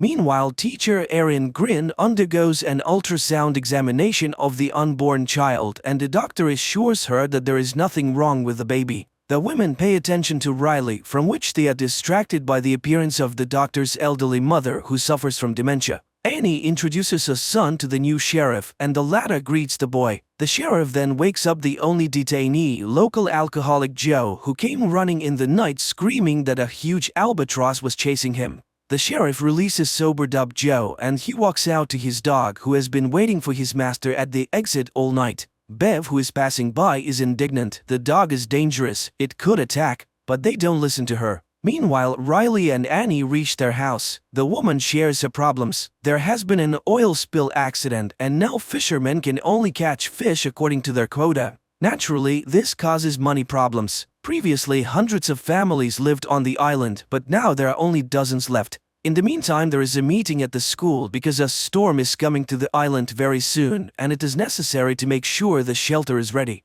The new sheriff calls for it to be equipped in the school, but Bev objects. Everything has been ready in the church for a long time and there is no need to change anything. All members of the Flynn family finally get together for dinner. Riley informs them that he has to travel to the mainland to check in with the Alcoholics Anonymous, which is one of the conditions for his release. Warren talks about the new teacher, a daughter of an ex. Riley perks up. Is Erin really back on the island? And learns of her pregnancy. Annie announces that their old priest, Father Pruitt, has made the trip to the Holy Land, despite his age-related problems. Warren serves as an altar boy and is aware of the pastor's forgetfulness. Riley disappoints his parents. He has no intention of going to church, which incurs the wrath of his father, a devout Catholic. Meanwhile, Bev notices a light in the windows of Pruitt's house and upon entering stares in surprise at the man who meets her. And in the shoreline thickets, attacks on the cats begin to occur. Before going to bed, the father tells Riley that after what happened to him, Annie goes to church every day and prays for him. He asks the boy to at least sit in the pew for it is very important to his mother. At this time, the new sheriff and his son perform namaz before going to bed. The doctor catches the mother trying to climb to the second floor, and Riley sees Warren climb out the window to go to his friends. At night, Riley as usual sees recurrent dreams of the dead girl and of himself sitting in the boat. The dawn is breaking. The altar workers are preparing for the upcoming church service and notice that the wine bowls are already full. The congregation takes their seats. Bev opens the service, people sing hymns while the new priest enters the room. Paul Hill has been sent to replace Father Pruitt, who has left and is hospitalized on the mainland. Paul conducts the service and administers communion to the faithful except for Riley, who has refused to do so. The new priest calls all the parishioners by name, explaining this by Pruitt's stories. Riley decides to accompany Erin, and the young people reminisce about their past encounters and talk about their experiences. They both vowed not to go back, but nevertheless they are on the island again. Riley lost everything after the accident and Erin is separated from her husband. The man admits that he read all about different religions while he was in prison because he hoped to find God but ended up being an atheist. And here he is of no use to anyone and doesn't know how to move on. In the evening, the storm comes to the island and Riley sees what looks like Father Pruitt walking along the beach, but when he goes out to look, he finds no one. And in the morning, people find hundreds of dead cats on the beach. The citizens cannot determine the cause of death of these animals, although the sheriff suggests some kind of disease, until he discovers that there is not a drop of blood in their bodies. Riley admits to seeing Monsignor Pruitt at night, but nobody believes him. Later, the man travels to the mainland while Father Paul holds a service, but the church is almost empty. Of the regular parishioners, there's only Lisa, the mayor's paralyzed daughter. The priest gives her communion, then walks her home and learns that the girl's mutilation is the result of an accidental shooting by drunk Joe. In the meantime, Erin catches Bev in the storeroom, from where the woman takes a box of poison intending to poison the rats, which have become too numerous. And Father Paul comes to Dr. Sarah's house to administer communion to her sick mother. The elderly woman calls him by the name of Pruitt, which her daughter believes is a symptom of the developing dementia. Back on the island, Riley speaks to Erin. It becomes clear that the two were romantically involved in their early youth. And Annie suddenly notices that her eyesight has improved considerably. In the morning, Father Paul meets his flock at Ash Wednesday, the beginning of Easter Lent. He gives an inspiring speech about the rebirth of the island and the first disciples of Christ, the fishermen. And he reminds them, man must remember that he is dust, and to dust he shall return. After the blessing, the residents gather for the feast. Riley speaks to the priest and again recalls Father Pruitt. He is convinced his eyes did not betray him that night. It was Father Pruitt. Father Paul suggests starting an Alcoholics Anonymous group on the island so that Riley doesn't have to travel so far, especially since there are others here suffering from this evil. The fun is interrupted by an unpleasant incident. Joe's dog dies after eating food off the ground. A new morning arrives. Riley goes out fishing with his father because the father has a bad back. Meanwhile, the sheriff goes to the school pantry where Bev confesses that she left poison in some parts of the island and the dog really could have died from it. But it was unintentional and anyone could have taken the poison. In the evening, Riley visits Father Paul and reveals that Bev has extorted donations for the church from the parishioners after convincing them to accept an agreement with the oil company that poisoned the waters of the bay and to receive generous compensation. And it's the same story everywhere else in the world. Villages are getting poorer and churches are getting more luxurious. The father reminds Riley that he was once a believer, and the boy expresses his contempt for the doctrine of good deity because the idea that suffering leads to purification is appalling. At night, Erin sees a mysterious creature near her house and noticing the bloody discharge rushes to the doctor. But Sarah reassures the woman there is nothing wrong with her baby. Later, she has to convince the frightened mother that she just imagined a face in the window. Meanwhile, the dealer passing by an empty house hears strange noises inside. He walks through the door and is attacked. It is morning and Father Paul for some reason takes a particularly close look at Lisa. Then he insists that the girl get up from her chair and come up for communion. And to everyone's shock, Lisa gets up and walks up to the priest. At night, Father Paul enters the confessional and tells himself that he is lying to the parishioners. After all, Father Pruitt was sicker than they thought. And having gone to the Holy Land, the man often fell behind the group. But the parishioners don't need to know that. They will believe that their shepherd is being healed on the mainland and will soon return to the island to witness the miracles that are happening. For after Lisa's recovery, which is perceived by the residents as a miracle, a religious revival begins on Crockett Island. Except that Father Paul himself becomes sick and vomits blood after the accomplishment, which Bev sees. And then the woman notices a newspaper clipping with Father Pruitt's portrait hanging on the wall of the priest's house. The doctor examines Lisa and cannot understand the miracle that has occurred, but her parents strongly oppose her examination on the mainland. And later, the woman finds her mother on the second floor of the house, to which she climbed on her own, although she has not been able to walk for a long time. Meanwhile, suffering people begin to converge on the church, which pleases Bev immensely but displeases Father Paul. He doesn't need the publicity, especially since many, including Riley, think it's a misdiagnosis by doctors. But that same evening, a miracle happens to his father. The man suddenly stops having back pain and even asks his wife to dance. At this time, Lisa summons Warren and the couple runs off to have fun, and Riley goes to Erin. More and more parishioners come to the morning mass. And one day, Warren catches Father Paul pouring some kind of liquid into the wine, and during the sermon, the priest suddenly collapses without feeling. The story shifts to the time of Father Paul's confession, in which he tells the true story of Monsignor Pruitt. After a visit to Jerusalem near Damascus, he was caught in a sandstorm and took refuge in ancient ruins. This is where Father Paul comes to his senses. He is examined by Sarah, though the man is against any intervention.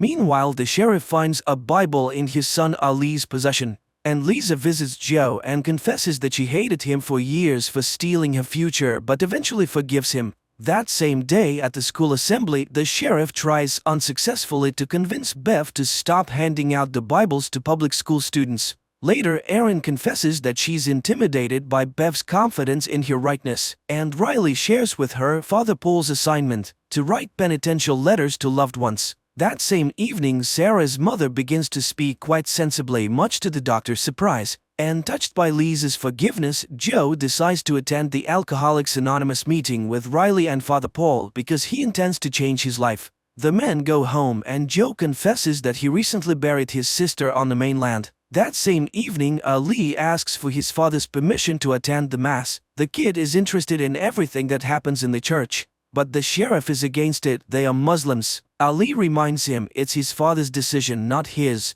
But the father recalls how his dying wife praised Allah until the very last moment. God cannot decide who gets a miracle and who does not. The sheriff turns off the light and jumps away from the window because behind it is a pale face, but the next moment there is nothing. In the meantime, Father Paul collapses in front of Bev and the congregation and dies coughing up blood. The action carries over to the moment when Pruitt takes refuge in the dark cave. He burns matches, trying to make out the room where he is trapped, and suddenly sees two burning eyes. Then he is attacked by a nightmarish creature that sucks his blood and drinks his own blood in return. The priest concludes that it is an angel because when he wakes up in the morning, Pruitt finds that he is young again. So he decided to take his savior with him. He rode ahead, waiting for the angel to catch up with him, and he was very much afraid that the angel would disappear. Here on the island, he hid it from everyone and lied to the parishioners because he was Father Pruitt. The next moment, the priest comes back to life. During a scheduled checkup, the doctor informs Erin that her uterus is empty. It was probably a miscarriage. The woman is shocked. How could she not have noticed it at such a late stage? Meanwhile, Bev cancels the mass and her assistant notices the incredible resemblance between Father Paul and Monsignor Pruitt. She is convinced of the miracle and the others are simply frightened. Bev enters the priest's room and discovers that he cannot stand the light. It is also as if he can feel God inside him. Bev persuades him to manifest the miracle to his new apostles. Riley notices an improvement in his father's well-being, and the father confesses his unjust anger towards his son and asks for forgiveness for his omissions. Meanwhile, Sarah is collecting Erin's tests when her mother enters the office. She answers her daughter's questions confidently and looks much better than before. And then Sarah sees the blood in the test tube begin to boil in the sun and burn to the ground. In the meantime, distraught, Erin spends the day with Riley, mourning her unborn child and discussing their childhood. She resents her mother, who was a real dictator and never loved her daughter. And then she managed to marry her mother's mental double, which only her pregnancy saved her from. She just packed up and left. Then Riley recounts his dream. At this time, Father Paul is reciting prayers, which makes him sick, and then he notices the mark of the cross on his hand. He cuts his hand and drinks his blood. Joe tries to talk himself out of buying alcohol, and he succeeds with great difficulty. At night, Father Paul holds an evening communion at the house of the doctor's elderly mother, Mildred, who recognizes him as Monsignor Pruitt. Meanwhile, Riley and Erin talk about their ideas of the afterlife and the basics of religion, after which they feel better. That same evening, Joe stops by Father Paul's house and witnesses Father Paul drinking communion wine. Joe looks at the portrait of Pruitt on the wall. Father Paul looks very much like him. The priest embraces Joe, who pulls away, falls, and smashes his head. Seeing the blood, the priest loses his mind and takes to drinking it. In the morning, Riley explains that his dream has changed. Erin has appeared in it, and the woman is sent to the mainland to another doctor. Meanwhile, Bev discovers Joe's dead body and exhausted Father Paul. She asks the mayor's wife to sing hymns, and she herself orders a couple of parishioners to dispose of the corpse. Bev believes that the priest's actions are justified and that his resurrection is a foreshadowing of Christ's second coming. At this time, Erin hears an expert opinion of the doctor, who doubts that the pregnancy was real.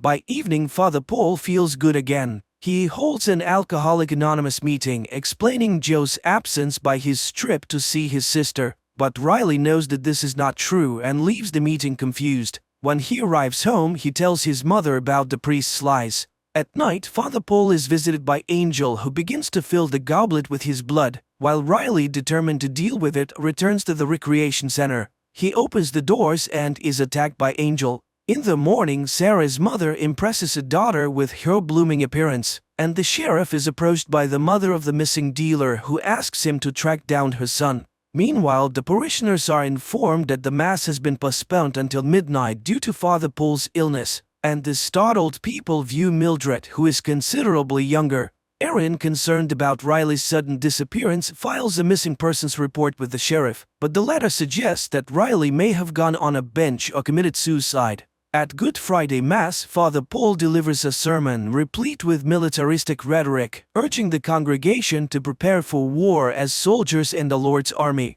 This sermon upsets Mildred, who forbids her daughter to attend the church any further. At night, Erin is visited by Riley, who asks her to go in a boat with him. The woman agrees, even though she suspects something is amiss. After sailing far from the island, Riley recounts what has happened to him. After Angel's attack, he quickly recovered under Father Paul's care. When Riley tried to go outside, he was burnt and was forced to return and listen to the revelations of Father Paul. The priest is convinced that the angel's blood is a gift from God, and he mixes it into his communion wine to cure the people of Crockett Island of all illnesses.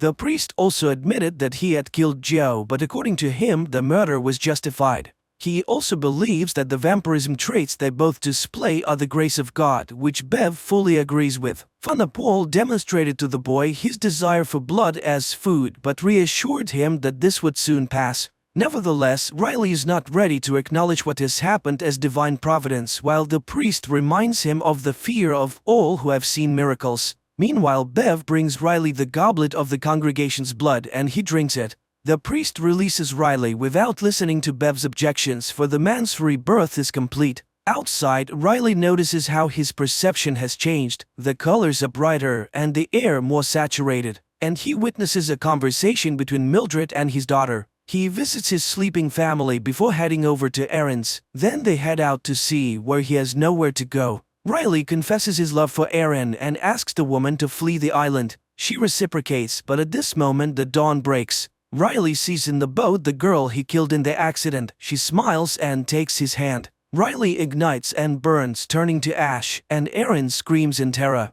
The relatives find Riley's letters, while Erin returns to the island and tells Sarah about what is happening in the city. The doctor shows how her blood samples are vaporized by the sunlight and shows rejuvenated Mildred. At this time, Paul confesses to Bev that he senses Riley's death, but the woman reassures him that the boy, having received a great gift, has chosen his own path. She reminds him of Judah, who is also part of God's plan. Sarah shares with Erin and Mildred her theory that Father Paul is spreading a miracle-creating virus through communion wine. This would also explain the missing pregnancy. After all, it is a foreign element in the body which the virus has decided to deal with dramatically. At this time, Ben brings his son's letters to Father Paul. He senses that something bad has happened. One of the letters is addressed to his father, and Ben asks him to give it to the Monsignor. After Ben leaves, Paul opens the letter and receives a quote, a reminder that they are all ashes, and to dust they shall return. And Erin tries to tell Annie about Riley's death, but the angry woman throws her out, not wanting to believe the terrible news. Sarah informs the sheriff of her suspicions about what is happening in the church, but he refuses to take any action, not wanting to further aggravate relations with the locals, especially since he has already encountered unfair and prejudicial treatment. Erin, Sarah, and Mildred decide to move to the mainland, but find that the mayor has sent the ferries away for repairs, and the fishing boats are almost all in need of repairs. During the night, the power and mobile network go out, which are also shut down by Bev's handmaidens. Erin decides to go to the Mass to see the danger for herself. Meanwhile, the sheriff allows his son to attend the midnight Mass, and he asks his father to go with him. Before the Mass begins, the townspeople make a procession around the island with candles and hymn singing. The service begins with Father Paul confessing to our lie. Then he confesses that he's Monsignor Pruitt. And today's the beginning of a new era for all of them, because holy blood flows in their veins. He calls a parishioner and asks him to drink poison to die and be reborn. The man drinks it and drops dead. When some people see this, they rush to the exit, but the angel in shining garb stands in the doorway. The creature reaches the dais and spreads his wings to the astonished gaps of the people, and then the dead man comes to life and gets to his feet. Bev and her assistants bring out cups of poison and hand them out to everyone present. The sheriff tries to take Ali away, but the boy pulls out his hand. He wants to stay with God.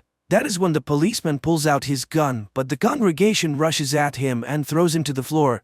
The boy, in spite of his father's screams, drinks the poison. Lisa's parents do the same, but the girl refuses. Unimaginable things are happening all around. Some are drinking the poison, the others are pushing the cups away. Then Mildred raises the sheriff's gun and shoots Father Paul in the head. A vampire attacks her and carries her away in his claws from the church. Bev orders the doors to be locked. Meanwhile, Ali comes back to life. The dead parishioners are resurrected as vampires and, hungry, attack those who have not drunk the poison. All hell breaks loose with screams and blood everywhere. Ed turns into a vampire and Sheriff Aaron, Lisa, Sarah, Warren and Annie flee. But Bev gets in their way. Aaron shoots her, after which the group escapes. Father Paul regains consciousness while resurrected Bev and her assistants send vampires to attack the townspeople who are not present at the church. After the parishioners turned vampires have left the church, Father Paul is resurrected and, disappointed by the outcome of the mass, removes his robes and remains sitting alone on the steps of the altar of the bloody church, looking at Mildred, who has also turned. Screams can be heard in the town. The vampires are killing their loved ones and converting them. Meanwhile, the group of the runaways hide out in Aaron's house, pondering over a future plan of action. Warren recalls his canoe, which is hidden on the outskirts of the island, and Aaron realizes that the vampires needed the boats for something. She becomes terrified at the thought that some of the monsters might make it to the mainland. Suddenly, a burning bottle flies in through the window, setting the house on fire. It is Bev. She wants to settle the score with Aaron, who shot her.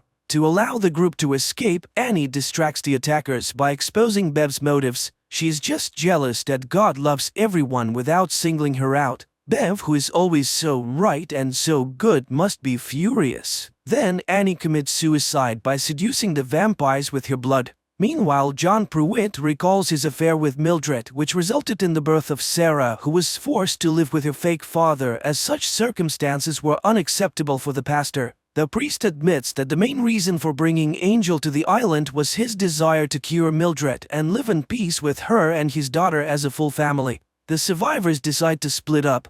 The adults go to burn the boats prepared by the vampires to leave for the mainland to spread vampirism, while Lisa and Warren flee toward the peat bogs, where the younger Flynn's canoe is stored. Along the way, they encounter other vampires more than once, attacking innocent people who have not attended the midnight mass. Drunk on blood, Bev proposes not to extinguish the house, but instead to burn every building on the island, following the biblical story of the end of the world and the Ark, which will be the building of the rehabilitation center. She and her assistant go to burn the city, unaware that some converts who have not lost their reason and morals refuse to kill. Among them are Riley's parents, who find each other in the middle of the night. The sheriff, Aaron, and Sarah meanwhile set fire to the boats, and Lisa and Warren hide in an abandoned house, unaware that they have entered the lair of the beast. The girl lights a match and sees the angel drinking blood of the man dragged into the house. Lisa shoots the monster, but he's so engrossed in what he's doing that he doesn't even notice them. Then Lisa douses the room with fuel, and walking out the door they set fire to the house, but the angel breaks free and flies off into the night. At this time, Bev has already prepared a center for the converts to wait out the dawn and calls them out with the sound of a bell. She quotes statements about the Ark, but Pruitt abandons her idea and is unwilling to be the leader of the converts.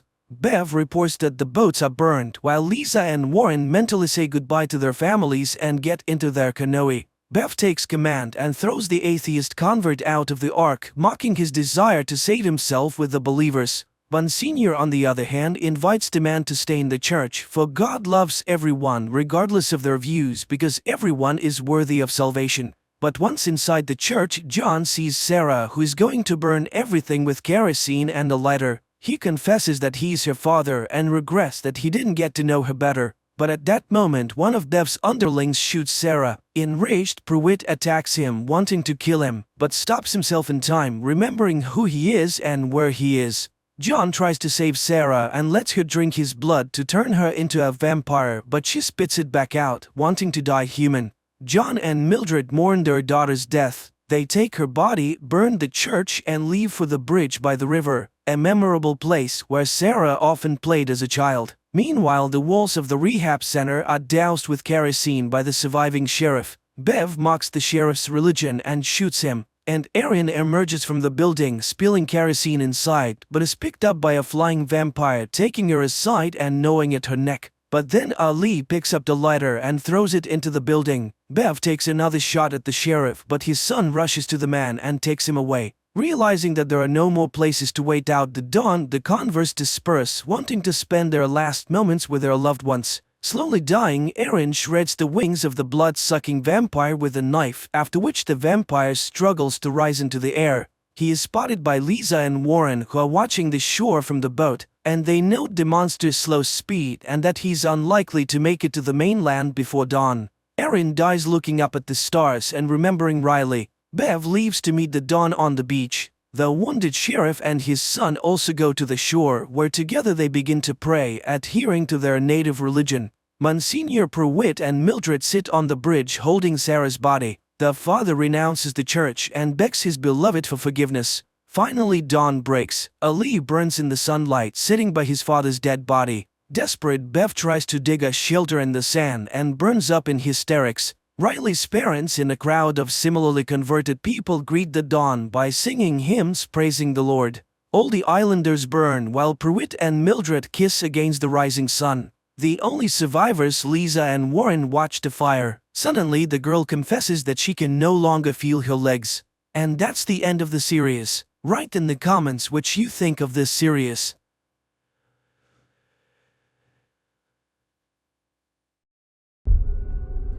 I can make you very special.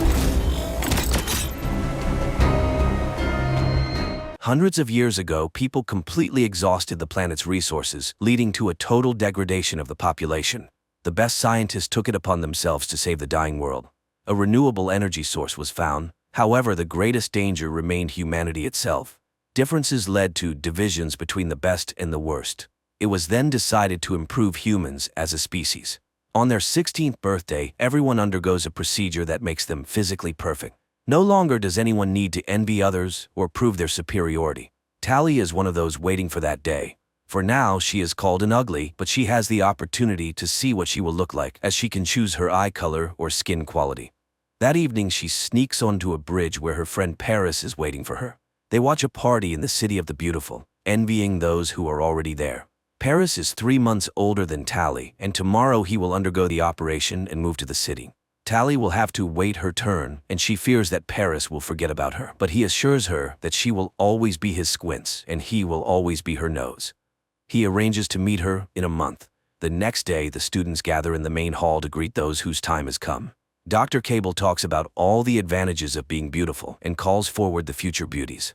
Paris says goodbye to Tally, and a girl named Shay, sitting next to her, notices this.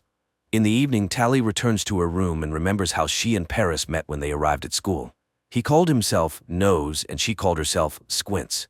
One day, the boy hurt his hand and the girl intentionally cut her palm. From that moment on, they shared a mark of ugliness, a scar on their palms, and the belief that they were perfect for each other. The next morning in class, Tally talks about the white tiger orchid, which supplies energy to the cities and decorates the fields. That evening, she undergoes the mandatory scan for her future transformation, where she chooses gold for her eye color and dreams of reuniting with Paris, from whom there has been no news. The day of the arranged meeting arrives. The girl sneaks onto the bridge, but Nose is not there. Tally decides to sneak into the City of Joy. She reaches the outskirts, where a party is in full swing. Suddenly, a mask falls from above, allowing its owner to change their clothing. Tally puts it on, selects a dress, and heads out to search for her friend in streets filled with lights, laughter, music, and celebration. Miraculously, she finds Paris, who barely recognizes her. Even the scar on his hand is gone, though he swore he wouldn't remove it. It turns out that after the transformation, an ugly person's life becomes entirely different, where an eternal friendship oath no longer matters. Tally removes the mask to remind him of herself, but immediately becomes an unwanted presence. She runs, grabbing a rescue vest on her way. Realizing she is about to be caught, Tally jumps from a skyscraper. The vest saves her, and she manages to reach the bridge, but she is pursued, and just as she is about to be caught, Shay arrives to rescue her on her hoverboard. The girls immediately feel a kindred spirit. Tally shows Shay how to sneak into the locked kitchen and tells her that her meeting with Paris left her disappointed. One day, Shay suggests that Tally learn to ride the hoverboard and gives her a forbidden book to read. Tally learns that Shay told her friends about her jump with the rescue vest, and now she is the heroine of the entire campus, which could lead to her being denied the operation. But she continues with her lessons and masters the hoverboard. Later, the girls discuss beauty, and unexpectedly, Shay reveals that she doesn't want to change at all. For now, she takes Tally to a training ground where, choosing the most difficult track, she puts on a masterclass. After riding, Tally returns the book, in which she enjoyed the free flow of everything in the world, from natural seasons to relationships. Then Shay suggests that they both refuse the operation and escape with her to the smoke, a place where people live freely. She takes her friend to the edge of the school grounds, and after leaving their tracking rings on a branch, the girls fly into the wildlands. Crossing a river, they arrive at the ruins of an old city. Shay shows her the remnants of a roller coaster, lamenting that it is destroyed. She takes her friend to a tall building where they can call her friends from the wild world by lighting a signal fire. Shay explains that in the outside world, people work for themselves, love, and have children. There are even old people there. Everything is like in the book they read. Shay was planning to escape with her friend David when she saw Tally on the bridge and came to her rescue. She wants to read books and have hobbies because after the operation, a person no longer decides how to live. Tally doesn't understand this, as she has dreamed all her life of being beautiful. So Shay leaves her with a coded path to the smoke and departs with David, whose fire lights up on the neighboring rooftop. Tally returns to the city, where the day of her transformation soon arrives. Unexpectedly, instead of the operation, she is taken to Dr. Cable, who turns out to be well aware of her friendship with the missing Shay. She insists that David is holding Shay against her will, brainwashing her. And only after Tally finds Shay and returns her to the city will she be allowed to become beautiful. A distressed Tally returns to her room, where Paris visits her. He advises her to do as Dr. Cable asks, as it is the only way they can be together. Tally agrees. Dr. Cable explains that the residents of the smoke are planning to destroy the city and have developed a weapon that Tally must find and neutralize. She sets off, receiving a pendant to activate when she finds the weapon. Tally follows Shay's instructions, and after reaching the ruined roller coaster, rides it until she reaches an old railroad track. She camps in the forest for the night, lighting a fire, and unexpectedly finds charm in the surrounding nature. Later, she has to climb a steep cliff and cross the ruins on her hoverboard. The last stop is a white sea of orchids, where Tally settles in for the night. Meanwhile, Dr. Cable calls Paris and offers to further enhance him. That night, Tally wakes up surrounded by burning orchids. As she is about to lose consciousness, David finds her. He checks her over, discards the transmitters he finds, ignoring the pendant, which is not yet active, and takes her with him. However, the tracker informs Dr. Cable that Tally is in the right place. In the morning, David brings Tally to the smoke, where she reunites with Shay. However, the others find it strange that she managed to get there alone. Tally expresses her concern for Shay and believes she should return, but Shay has no intention of doing so and asks Tally to take a closer look at this way of life. The next day, Tally comes across a group of young people preparing for an expedition. It turns out that the fires are set by them because the orchids are toxic and drain nutrients from the soil, killing the planet. David offers her to join them and see the truth. The group flies on a mission aboard an ancient modified helicopter. From above, they see fields and forests destroyed by the orchids. Shay sets the plants on fire and a blaze erupts, suddenly revealing figures of people walking through the fire unharmed. Suddenly, the helicopter shakes and Shay falls down. Tally immediately jumps after her. She finds her friend and grabs her just as she sees a figure in a blue suit running towards them. But Tally grabs onto a rope thrown down from the helicopter, and the two girls are pulled out of danger. Later, they discuss what happened, confused about how the city's scouts found them. Tally feels guilty and torn, as after getting to know the inhabitants of the smoke better, she has started to think differently. Here, everyone works but doesn't use money, they just trade. The elderly aren't a burden because they contribute in their own way. Most importantly, the people have chosen to be here. They melt down old iron and make useful things. When Tally asks about weapons, Shay simply shrugs, saying, "Why would we need them?" Tally joins in the work, and even though it's hard, she enjoys the process. In the evening, everyone gathers around the campfires where she is treated to natural foods. David tells the people that scouts have been spotted, meaning the city hasn't stopped pursuing them. While the Smoke believes in controlling nature, the city has perfected controlling people. By focusing on appearance, people stop reading, learning, dreaming, and choosing who they want to become. That's why they are ready to defend their freedom. The next day, David teaches Tally how to shoot a bow, noticing the calluses on her hands, and gives her his gloves as a gift. At that moment, the flamethrowers arrive, having encountered scouts again. However, these are not typical beauties, but very fast and strong guys. Later, Shay notices the gloves and explains that in this world, things are different from the city. If a guy cares for a girl, it means she's important to him, so Tally has to make a choice. One day, Tally asks David about the weapons. He takes her to his parents. They reveal that they used to be plastic surgeons. It turns out these operations are not as safe as people believe. There were even fatalities. While studying these cases, David's father noticed changes in the brain of the beautiful, realizing that after the procedures, people's thinking became clouded and they experienced a false sense of happiness. But only Cable realized the secret was uncovered and they were removed from their work and their research results were confiscated. It became clear that the brain was being intentionally damaged to control people. David's parents were lucky to find themselves in a community of dissenters where they were given a medicine that helped them stay sane. That's why they fled and dedicated the rest of their lives to creating a cure. But one of the main components remained in the city. The serum is the weapon, though it's not yet completed. Once they obtain what's missing, they will need to test it on a person, but only if that person agrees. That night, Tally reflects on everything she's learned, takes off the pendant, and throws it into the fire, not realizing that by doing so, she activates it. She tells David what happened, but he reassures her that she has chosen the right path. He tells her she is beautiful and kisses her. The next morning, the city attacks the Smoke.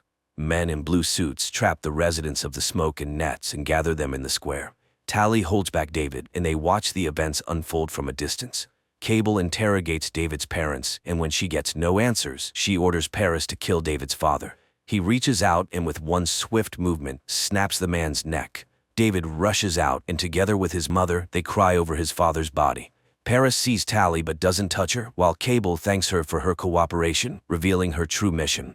As Shay expresses her disgust towards her, David's mother secretly slips a vial of the medicine into her son's pocket. Tally breaks free, runs to David's house, and sets it on fire.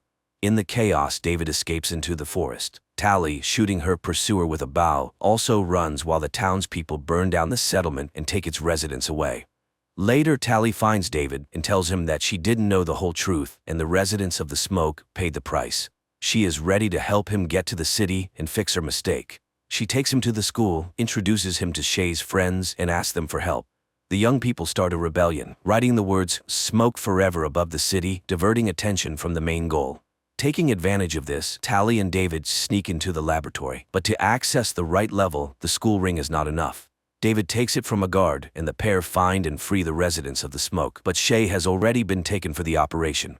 Tally, David, and his mother rush after her, but it's too late. Shay has been turned into a beauty, and she really likes it. At that moment, Paris and Dr. Cable enter the laboratory, urging people to finally make a choice. All three step into the transformation booths, but just as the process begins, a helicopter flies overhead, and David's friend uses a flamethrower to melt the outer glass. The system collapses, Tally pulls Shay out, and while David's mother finds the necessary component for the medicine, they escape. The group makes it to the roof, where they are stopped by Paris. Tally tries to remind him of their friendship, but he reaches out, and David, remembering his father's death, attacks the handsome man. After a struggle, Paris dangles over a waterway, and at the last moment, he recognizes Tally, but he slips and falls down. David leads Tally away. Later, the group gathers in the ruins of the ancient city. David's mother shows them the retrieve component and pulls the vial from her son's pocket. The medicine is finally ready, but Shay refuses to be the test subject, as she loves being beautiful. So Tally volunteers to return to the city, undergo the procedure, and then become a volunteer. It's very risky, but she is confident in her strength. Sometime later, the beautiful Tally admires the city and, when asked by the system, assures it that she is completely happy being perfect.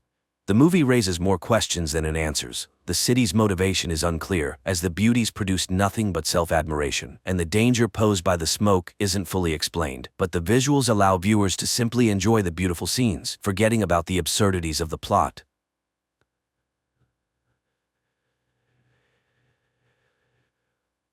It all begins in a desert, where a lone child stumbles along, gnawing on a human finger, searching for his mother. A few miles away, a car drives down a road that abruptly ends in the middle of the desert. The man driving the car steps out and continues on foot. Wyndham is a photographer who came here to capture the solar eclipse. After taking a few photos and noticing that the day is coming to an end, he tries to return to his car but unexpectedly encounters a boy who seems lost and frightened. Wyndham is ready to help, but the boy doesn't seem to want it. He points in the direction where he lost his parents and walks away. Trying to help the boy find his way home, Wyndham follows him, but the boy rudely refuses his support and leaves. The man is left alone in the darkness, with no way to return to civilization. Wyndham lies down to sleep on the ground but struggles to do so, reliving the day's events in his mind. Suddenly, he hears strange sounds. He follows the noise and soon finds stakes with ropes strung between them, from which hang bottles that produce a melodious chime in the desert. Before him is a large canyon, at the bottom of which stands a wooden house, around which a woman is wandering, singing a song. Wyndham asks for help, but she enters the house, as if not hearing his pleas. He finds an iron ladder leading down and begins to descend. However, the ladder only reaches halfway down the canyon, and from there, it's just an ordinary rope ladder. Wyndham overcomes both and approaches the house. He knocks persistently at the door, but receives no answer. So, Wyndham opens the door himself and enters. The woman, standing at the stove, greets him calmly, as if she had been expecting his arrival. She offers him dinner, and although he refuses, she serves him some soup and places it before him on the table. Wyndham is grateful for her hospitality, but continues to ask questions about how to leave this strange place. He tells her about the boy he met and asks for water. The woman, named Alina, suggests that he rest until morning, and Wyndham gratefully accepts her care. He lies down in the bed she points out, observing as Alina tidies herself, and notes that she is young and beautiful. The next morning, he gathers his things and heads outside, hoping to find a way home. But strangely, he cannot find the rope ladder he descended the previous day. Without it, reaching the iron section is impossible. Wyndham returns to the house and, taking out his camera, takes pictures of the surroundings and the drawings on the canyon walls. Everything is quite gloomy and reminds him of death in all its forms. He then notices Alina, who is busy repairing the roof, and asks her about the missing ladder, but she either does not understand what he is talking about or pretends not to. Although her words imply that there are other residents here, she does not tell him anything directly. Disappointed, Wyndham walks around the canyon, periodically calling for help, but to no avail. Later, Alina asks him to undress so she can wash his clothes, saying it wouldn't be proper to return home so dirty. The man has no choice but to comply. That night, he struggles to sleep again, goes outside, and once again tries to find a way out, but there is none. In the morning, he searches the house and, finding a hammer, tries to climb the canyon wall. Suddenly, he notices a movement above, and then a chicken carcass falls down, causing him to lose his balance and fall. Wyndham regains consciousness in the darkness. His leg is injured by his own hammer, and he cries out in pain. Alina rushes to help him, but she does not answer his questions about the children he saw on the cliff. For several days, he drifts in and out of fever, unable to distinguish between night and day, unsure if he is truly seeing children around him. But the day of recovery comes. Limping, Wyndham makes his way outside. He demands that Alina tell the children above to pull him out of there, but she pretends not to understand him. She offers him to stay, promising to take care of him and ensure his well-being. But Wyndham doesn't need this. He wants to return home, to his work. He rudely pushes Alina away, rejecting any help. The man examines his leg and realizes that it will be a long time before he can use it fully. Suddenly, he hears voices from above and looks up to see the boy holding a little girl by the hand. The pair cheerfully ask how they can help, and upon learning that Wyndham wants to climb up, the boy promises to bring ropes and pull him out with his winch. But before leaving, he asks a rather strange question about Wyndham's favorite color. Wyndham replies that it's red and begs them to hurry. The boy and girl leave, and Wyndham checks his wallet in his pocket, not intending to return for his other belongings. Suddenly, a rope falls from above, and the same boy advises him to tie himself tightly, which Wyndham does. They begin to pull him up, and the man is already anticipating his rescue, but about halfway up, the rope stops. Dangling over the canyon, Wyndham screams, then tries to climb the rope himself, but lacks the strength and ends up hanging helplessly under the merciless sun. He regains consciousness from moisture, but when he looks up, he sees the boy spraying him with a hose, mocking the helpless man. Several other children appear on the cliff, ranging from very young to older teens. They are all dressed in clothes obviously taken from other people and behave inappropriately. Taunting Wyndham, they start swinging the rope, causing him to crash into the canyon walls, instinctively calling out for help from Alina. He sees the woman shouting angrily at the foolish children and loses consciousness after another blow to the wall. That night, he wakes up in bed and immediately tries to get up. Alina doesn't understand where he is headed, but Wyndham is willing to do anything to escape. The woman explains that the children are homeless, gathered in the desert together, surviving as best they can. Neither of them notices that while they talk, the children stand on the cliff, watching the house's windows burn. The next day, Wyndham watches as Alina releases a bird, envying its ability to fly. The woman brings him a spare set of clothes from somewhere, and although he didn't ask for them, he is touched by her care. Time passes. One day, Wyndham plants a small garden at the bottom of the canyon. Occasionally, the children bring them various items, food and drinks, which surprises Wyndham since there are no stores around. He doesn't understand their behavior. First, they feed him, then they mock him, but Alina accepts it all as normal. The man becomes more involved in the household, marveling at Alina's quiet demeanor. One night, he tries to ask her questions, which are interrupted by cries from the yard.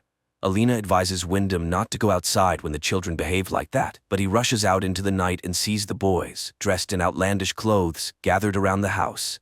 They start taunting him, pushing and beating him, but suddenly disappear into the night.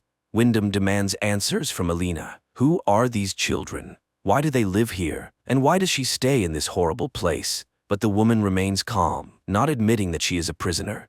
That evening, she comes to Wyndham. The man, starved for female attention, eagerly welcomes her. Time passes, and the first sprouts appear in Wyndham's garden. One day, the boy in the cap calls to him from above. He is friendly and promises to bring some soda. Wyndham returns to his plants and unexpectedly finds a wedding ring and car keys buried in the sand. That evening, Alina shows him a portrait of a woman. Calling her the first mother, she confesses that she is expecting his child. Stunned, Wyndham can't believe his ears. He never wanted to have children here, especially with a woman he barely knows. He yells at Alina, but he has no choice but to accept it. The next morning, he finds his garden destroyed by local birds, but Alina willingly helps him replant, which earns his gratitude. Gradually, life in the house falls into some semblance of order. Alina runs the household, and Wyndham exercises, working on his leg. One day, the boy in the cap visits again. He is very curious and asks Wyndham many questions. Wyndham asks him to help Alina, as she is going to have a child, and they will need a doctor. The man asks the boy to bring some rope and something heavy to use as a counterweight. He plans to climb out and take them to the city, where he can take care of the woman and the boy.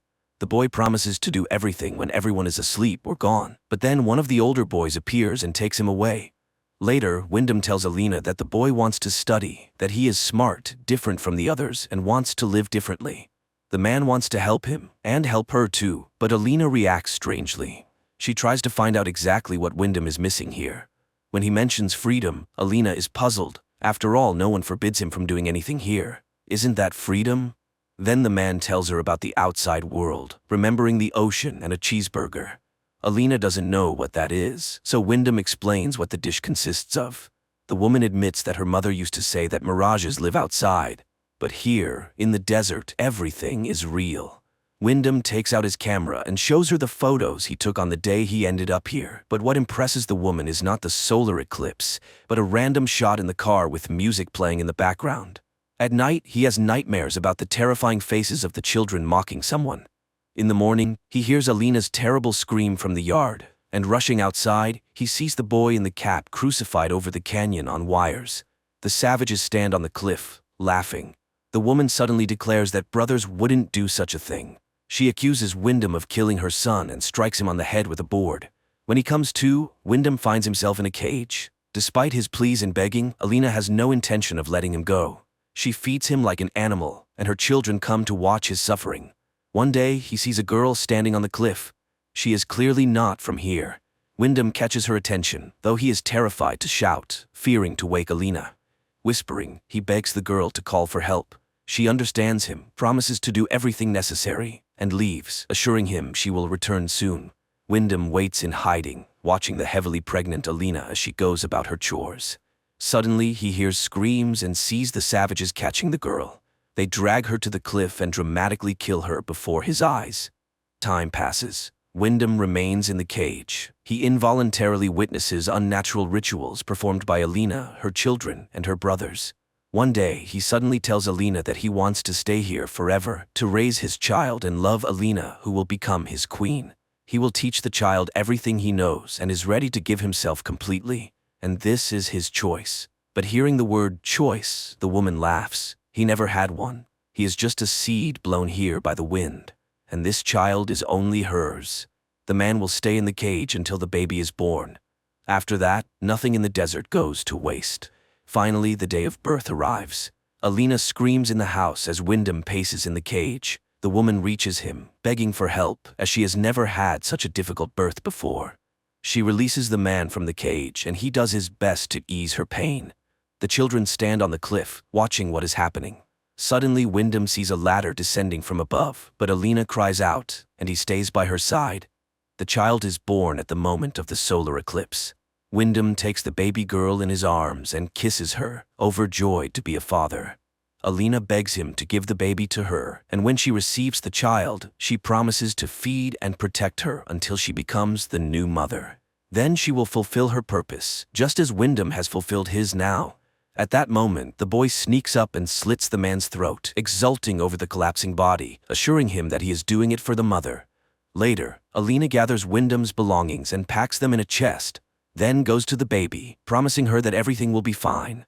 Meanwhile, Wyndham's body decomposes in the yard of the house, sprouting grass and turning to dust. This is where this unusual film ends.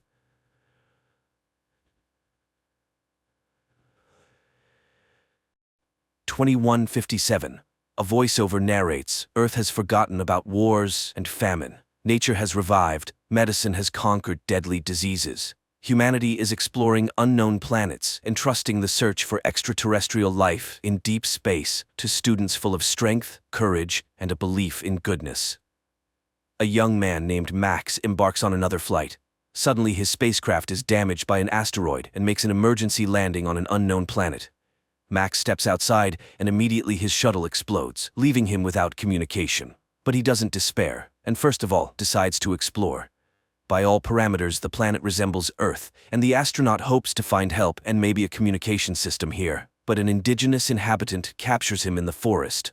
To understand the language of this planet, Max inserts a translator capsule into his ear. The indigenous person, named Zeph, turns Max over to the authorities. They put a helmet on Max that can project a person's thoughts and memories onto a screen and begin the interrogation. At the same time, in a nearby room, Corporal Gaius is assigned to transport Max to the capital as a subconvoy. Here, Max senses a strange signal, and everyone around starts chanting the anthem of the guard. Later, they pass by a strange tower, which, according to Gaius, serves to protect against enemies. Suddenly, its base explodes, and the structure collapses onto the road. Gaius is trapped inside the car, but Max pulls the corporal out. It turns out that this act was carried out by the rebels, the main enemies of the supreme authority of the state. The two men reach the capital on foot. Meanwhile, the head of the Department of Special Research, known as the Wanderer, summons his subordinate named Fank and instructs him to deliver Max to the department. Fank takes Max away, while the Republic's prosecutor reports that the Wanderer has taken in a strange savage and instructs gathering all available information about it. Then it's time to activate the towers, and everyone prepares in their own way. The prosecutor enters the bathroom and clamps a special stick between his teeth. Meanwhile, Fank has a seizure, and while soldiers assist him, Max manages to escape from the vehicle. The shocked young man walks through the city, marveling at the unfamiliar and incomprehensible life. Meanwhile, the unknown fathers gather for a meeting, as they call the rulers of this planet. After a long walk, Max enters a local cafe where he stands up for a waitress who was insulted by one of the patrons. The grateful girl introduces herself as Rada. It turns out that she is the sister of Corporal Gaius. While escorting her home, Max gets into a brawl with a street gang and defeats them. Impressed, Rada takes him to her place. Later, Gaius returns home. Max starts asking questions about the workings of their world and quickly realizes that Rada and Gaius's minds are poisoned by propaganda and false information. Rada is convinced that their planet is hollow and there is no such thing as the sky or space. Meanwhile, Gaius educates his new friend about the political structure of their state, known as Saraksh. The Unknown Fathers are the saviors of the homeland who have stopped wars with the help of defense towers that protect the country from attacks.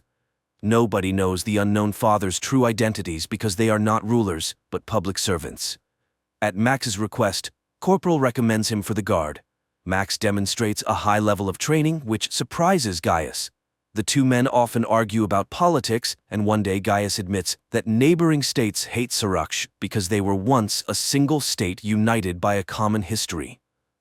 Gradually, romantic feelings develop between Max and Rada. They go for walks often, and Max tells her about his home planet, Earth, and regrets that his parents believe he is dead.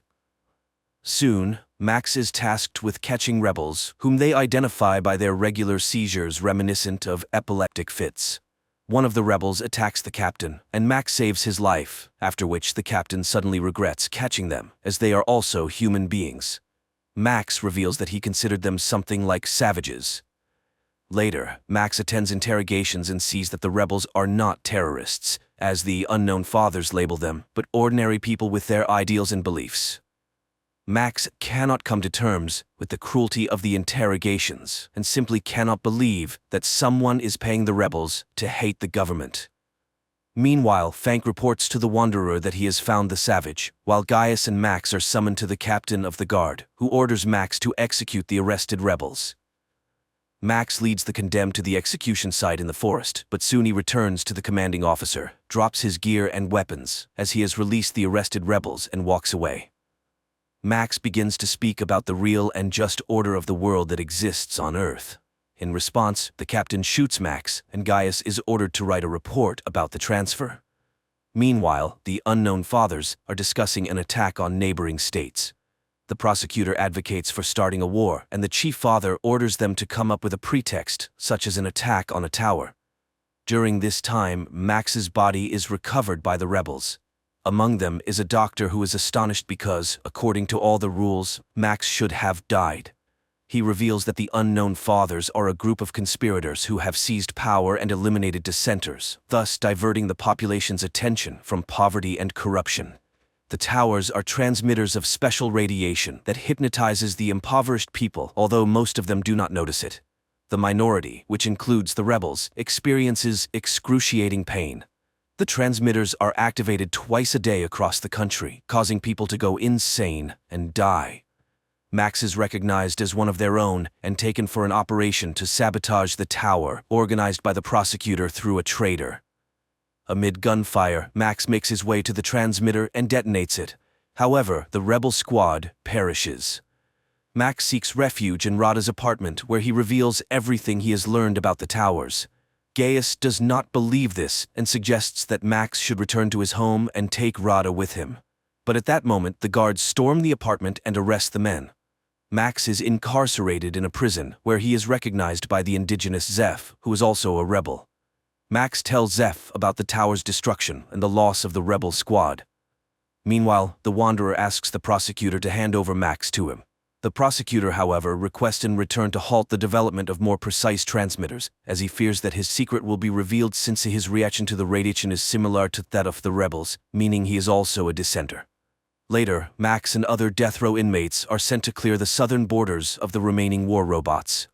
During this time, the prosecutor learns that Max is immune to the emitters. He decides to break the agreement with the Wanderer and orders Max to be brought to him. The next day, Max attempts to convey to the rebels the idea that they should not destroy the towers one by one but strike at the center, where the signal originates. Zeph becomes furious and explains that the towers are not for identifying dissenters. They are active continuously, not just twice a day.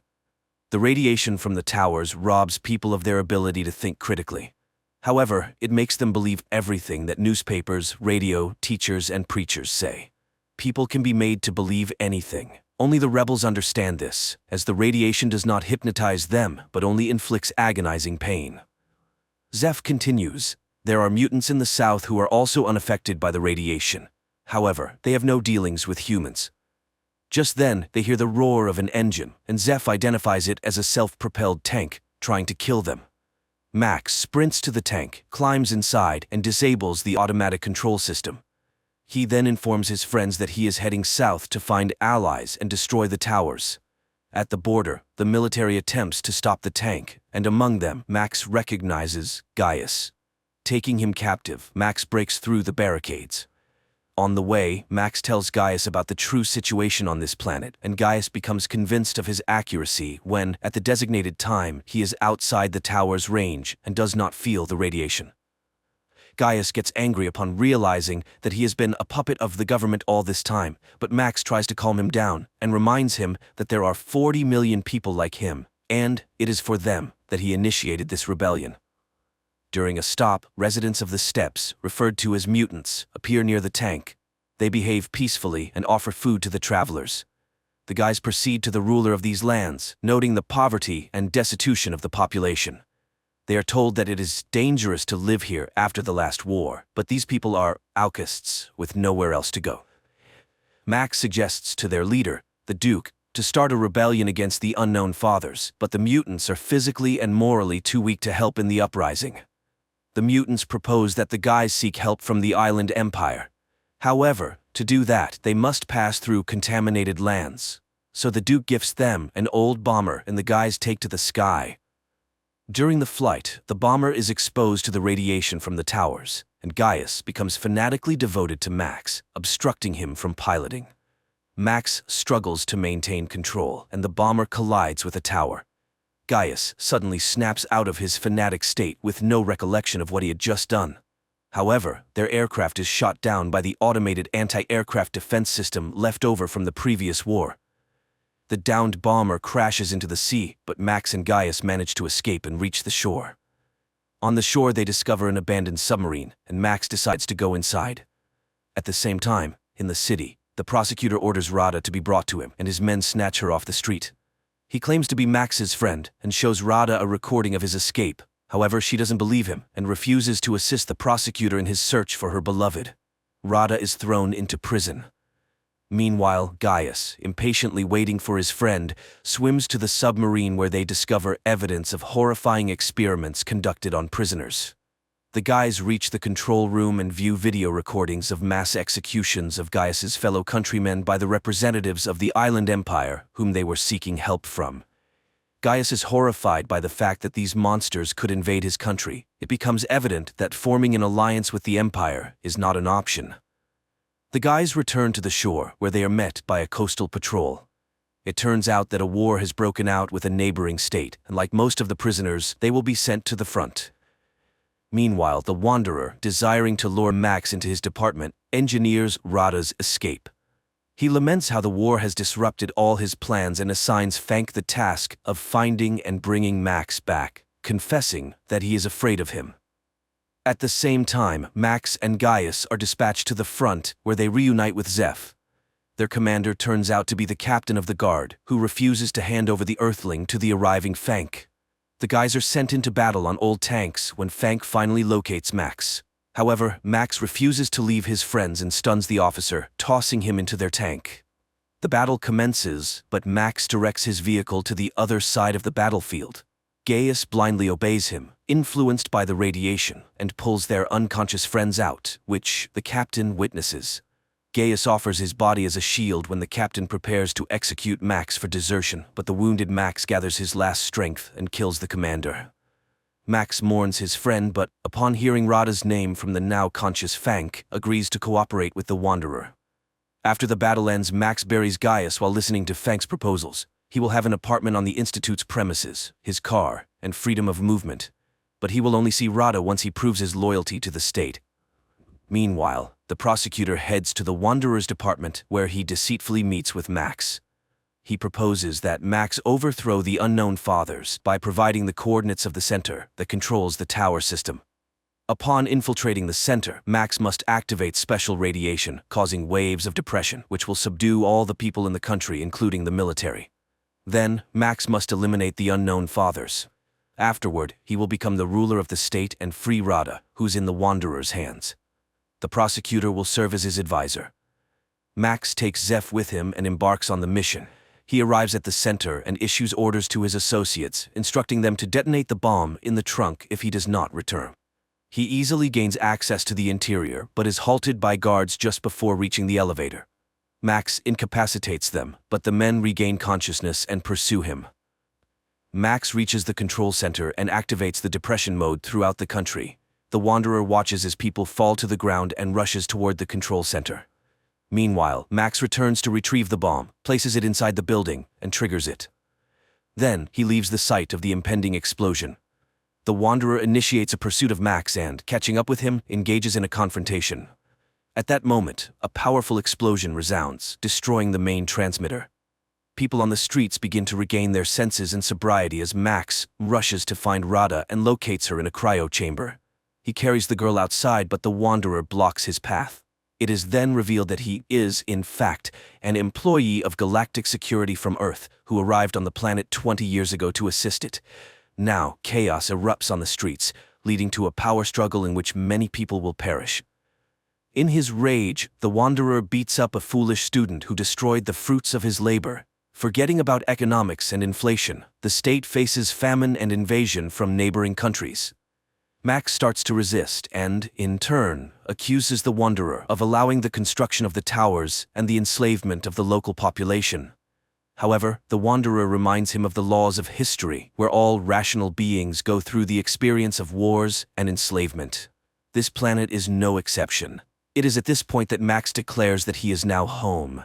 As long as he is alive, he will fight against inflation, hunger, and wars, and will not allow the establishment of yet another society based on slavery. Rada comes to Max, and as they stand together, the Wanderer smiles.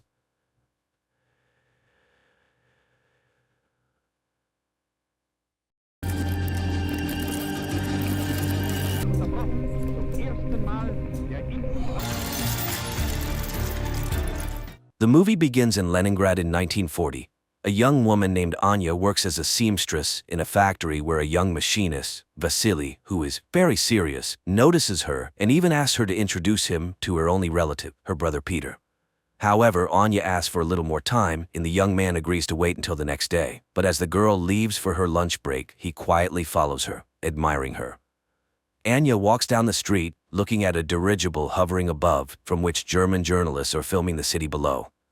At this moment, a tram driven by Peter pulls up to an intersection. Suddenly, Anya realizes that a fast-moving truck is about to crash into the tram, and her brother will likely perish. Frozen in fear, she suddenly emits light waves that lift the truck into the air and throw it away from the intersection. The tram's windows shatter, injuring people, but a major accident is averted. This entire incident is captured on film by the journalists in the dirigible. As the shocked people try to recover, Peter jumps out of the tram, grabs Anya, and quickly takes her away. The girl regains consciousness in their shared room. Peter packs their belongings, urging his sister to flee Leningrad, although she is reluctant since they have already had to move several times due to her supernatural abilities manifesting at the most inappropriate times and attracting the attention of the authorities. Peter asks her to control her powers, but Anya is unable to master them as they are beyond her control. At that moment, representatives of the People's Commissariat for Internal Affairs burst into the room and arrest the siblings.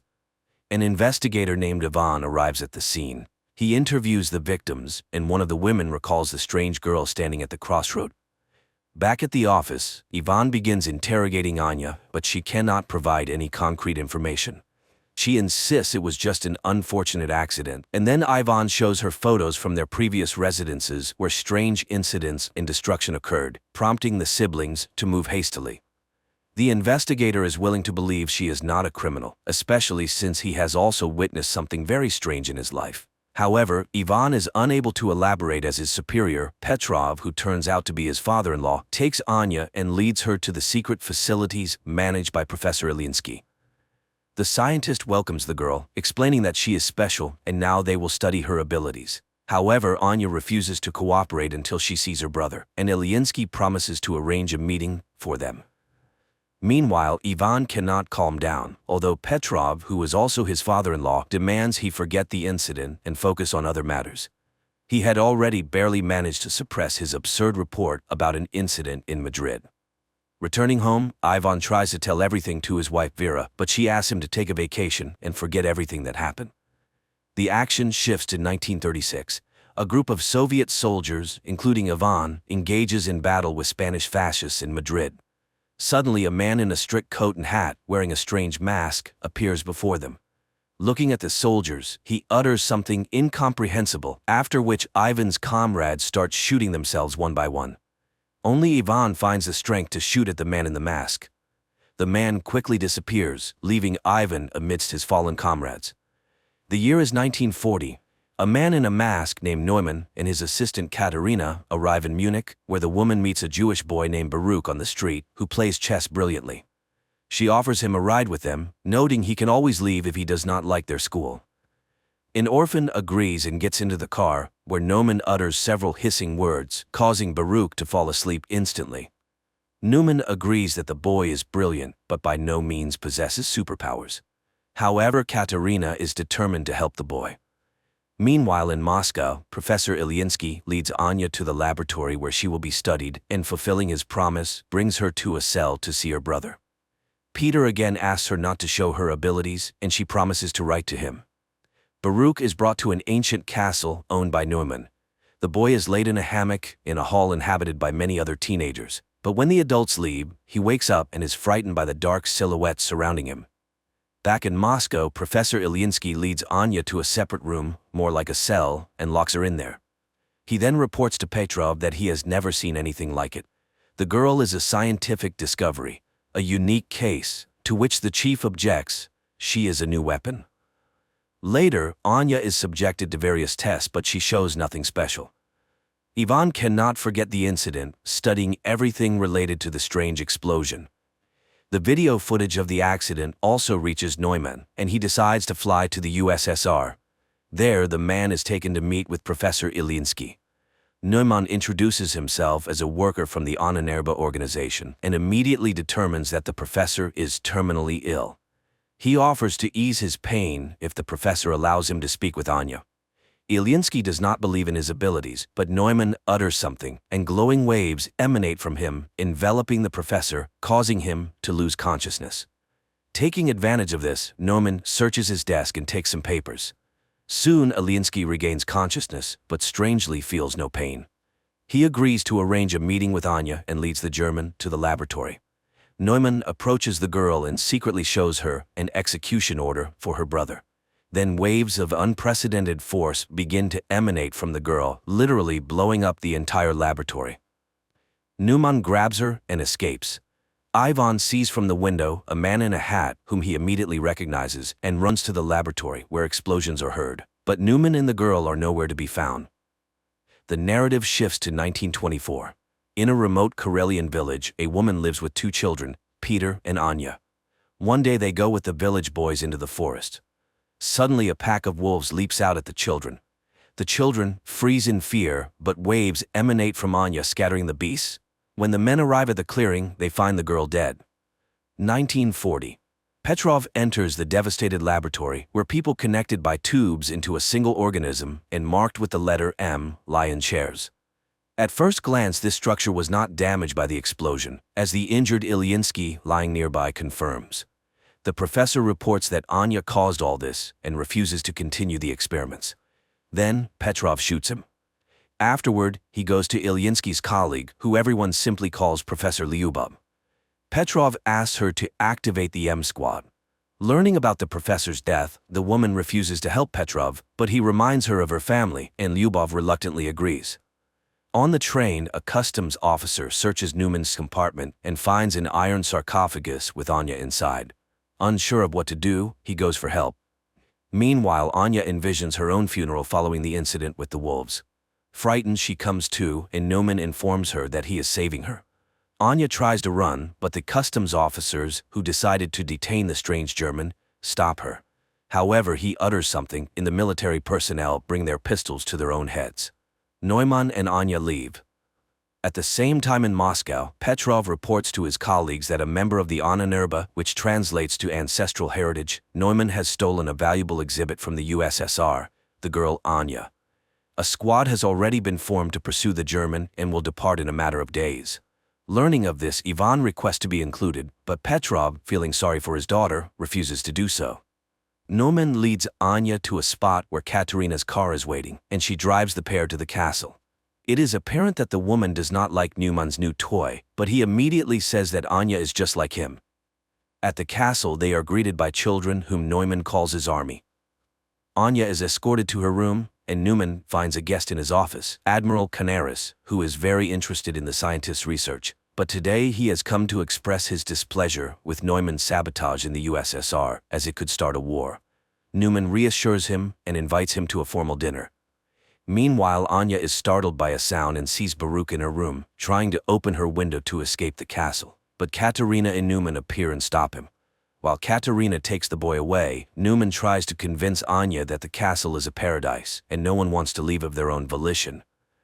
Katerina brings Baruch to a bedroom, reminding him that he must speak only German and not tell anyone his real name if he wants to live. But when she leaves, the other teenagers attack him.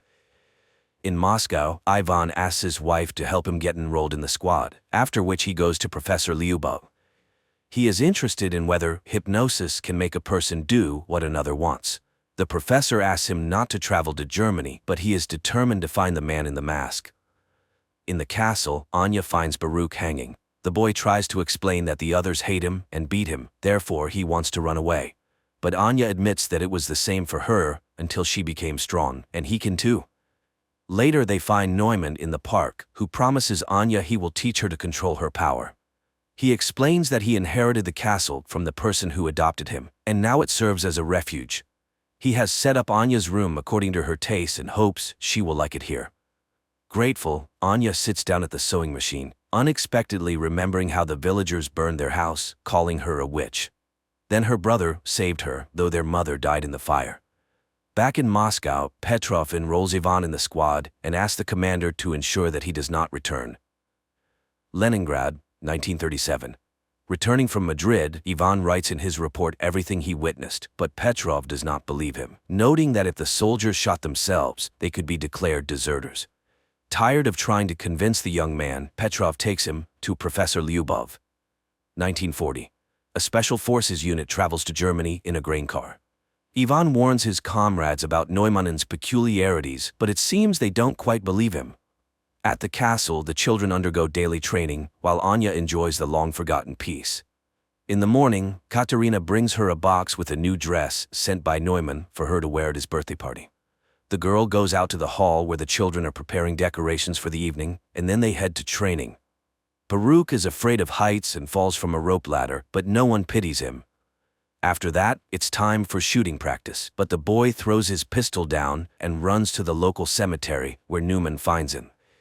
Baruch asks to be let go, but the scientist promises to teach him not to be afraid. Meanwhile, Squad M climbs out of the wagon, and Ivan remembers his training in 1936 before being sent to Madrid. Then his comrades met him coldly because he was the boss's son-in-law, but Ivan earned respect through hard work and cleverness. And now he is on a special mission. Suddenly, they are hailed by an old man who turns out to be their liaison and must take them to the castle. At the same time, Petrov is informed that the squad has successfully crossed the border. Guests start arriving at the castle. Neumann welcomes Canaris and escorts him to the hall where music plays, and ladies and gentlemen drink and talk about the beautiful evening.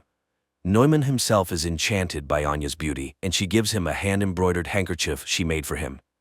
Later, guests deliver laudatory speeches in honor of the birthday boy, and he invites Anya to dance to the envy of the present ladies.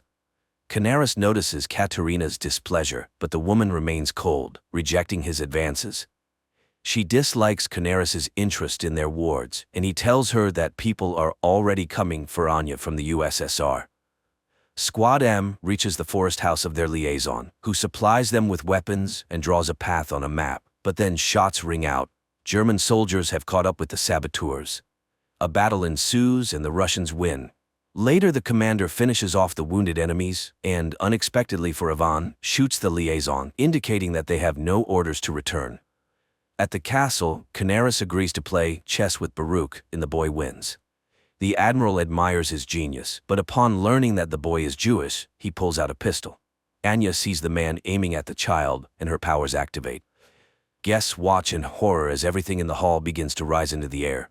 The admiral himself is lifted up, but at that moment Neumann grabs the girl by the shoulder, She faints, and Canaris falls to the floor. Everything stops immediately, but people scream and scatter. The furious admiral orders all children to be destroyed within 3 days and departs. Neumann escorts Anya to her room and admires her because today she managed to stop. The girl does not understand why it is necessary to destroy the Jews, and Neumann reminds her that no one pitied them either, as they were not like everyone else. The man returns to his office where Katerina awaits him, but he does not accept her attentions because he is seriously captivated by Anya and hopes to succeed with her. However, Katerina is saddened by this turn in their relationship and reminds him of Canaris's order, but Neumann intends to make a profitable deal. The action shifts to Neumann's childhood when children laughed at him and drove him away. His parents were forced to put a mask with a digital lock on him so he couldn't harm anyone, and the boy suffered greatly from this. One day his father complained to the landlord that his son was hindering his ability to fulfill his duties as a tenant, and the man came to see the unusual child. They explained to him that Neumann scared all the guests and caused his father to lose a finger. The year is 1940. The morning after the dinner, Anya goes out to the hall, but the servants who witnessed yesterday's incident look at her warily. Then the girl goes to the park where she is met by an armed Katerina, but seeing the guards, she returns to the house.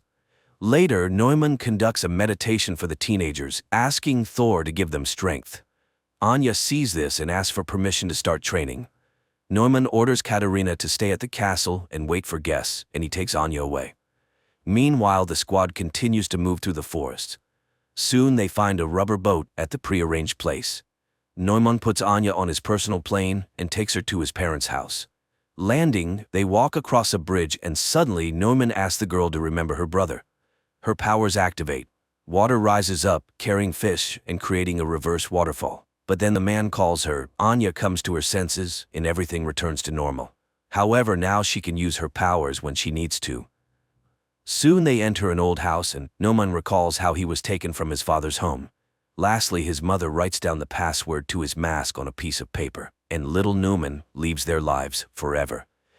In the present, he tells that his father was a harsh and cruel man, often beating him and his mother, so he promised himself that his child would never be unhappy. The man remembers how his patron removed his mask and wanted to throw it away, but Neumann did not allow it. The man informed him that he would now take care of him, but he must trust him. Soon they arrived at the castle, where the patron confessed that every person has the right to be happy, and the boy lived for the first time like a normal child. But a year later, war came. His patron went away on business, and their home turned into a hospital. Neumann helped as best he could. Once he had to assist in the amputation of a leg. The soldier was in great pain, and then Neumann activated his powers and relieved the poor man of his suffering during the operation. Later he confessed to one of the nurses that he loved her. The adult woman laughed at the boy but said she loved him too. But one day he caught his nurse with one of the recovering soldiers, and in a fit of rage he made the soldier kill himself with a hammer. They caught him, gagged him, tied him up, and took him away from the castle. In 1940 he tells Anya that his parents died, so he is so happy to have found her. The girl lights candles in the fireplace, using her new powers, which delights Neumann. They drink wine and then become close. At night, Anya dreams where Baruch dies and wakes up terrified. She asks Neumann to return to the castle. Meanwhile, the squad reaches the river. One of the soldiers is wounded and runs out of strength. Then he takes his own life so as not to be a burden to his comrades. Only 3 remain, but they still row towards the castle.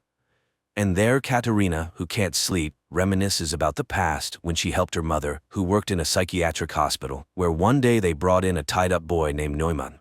She then freed him, and he promised never to harm her. The year is 1936, Leningrad. Petrov attends a lecture by Professor Ilyinsky, where he discusses a significant discovery in the field of controlling human memory and emotions. Ilyinsky's colleague, Professor Lubov, is inspired by the future changes, as people with good mental health will be able to work better and create a brilliant future for themselves and their children. The Project M envisions a new society where happy people with immense productivity and willpower will live.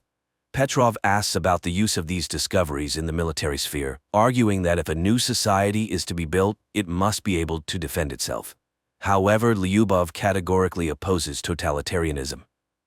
After the lecture, Petrov offers Ilyinsky full support for their program if he agrees to operate under military auspices. but Ilyinsky sends him to Lyubov as the ideational inspiration behind the project. However, the woman flatly refuses to cooperate with the military. That same day, she is hit by a car in the street. Later, Petrov returns to Ilyinsky, informing him of the unfortunate accident with his colleague, and Ilyinsky reluctantly agrees to cooperate. Again, 1940-year Germany. The three remaining members of the squad reach the castle's territory. Surprised by the lack of security, they enter the premises. Petrov receives a summary of incidents in a specific area of Germany and realizes that everything is going according to plan. His boss is horrified. His people have left a very noticeable trail, which could easily lead to the USSR being accused of provocation. But Petrov assures him that everything was planned this way and there will be no international conflict. At that moment, his daughter calls and he rushes home. The squad members reach the castle and, splitting up, begin to explore the premises. Meanwhile, Petrov finds Vera in a hysterical state. She is going mad with worry for her husband, and the father decides to take action. At the same time in the castle, Katerina reads a book to the children, and seeing her nervousness, they calm the woman. She orders lights out and leaves, just as Ivan enters the hall from the other side. Seeing the children in front of him, the man lowers his weapon and leaves. The children remain motionless. The soldiers continue to explore the castle, and now the squad leader enters the hall with the children. But he does not lower his weapon and prepares to shoot. Then the children attack first. The commander fires in all directions, but the teenagers throw their clothes at him and knock him down.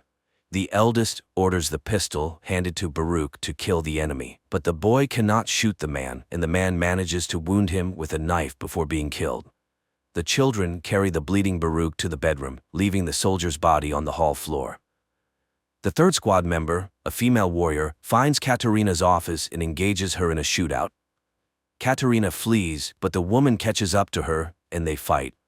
The woman is defeated when Katerina pushes her away. Seeing her opponent unconscious, the German grabs a pistol, but doesn't manage to shoot because Ivan appears. Threatening him with a pistol, the woman captures him. In Moscow, Petrov brings his daughter to Professor Lyubov and asks her to erase the girl's memory. Lyubov is outraged by this request, as the love for a husband is the most precious thing in Vera's life. However, under military pressure, she agrees and performs the necessary manipulations, while Petrov's subordinates methodically clear their apartment of photographs and items belonging to Ivan. But one photograph falls under a chest of drawers, and the soldier does not notice it. After the procedure, the girl regains consciousness but does not remember her husband at all. At this time, the teenagers attack Ivan, not noticing Katerina, and wound him in the arm. The woman drives off the aggressive children and escorts the wounded man to Neuman's office, where she admits to Ivan that she recognized him because she had seen him in Madrid. He asked why her master kidnapped Anya. Could it be that he wants to use her in the war? Katerina assures him that he still doesn't understand. People are petty and greedy creatures fighting for power. Neumann is unique. He is ready to seize all power on Earth to save the world from war. Meanwhile, Neumann and Anya arrive at the castle and find a wounded woman on the threshold.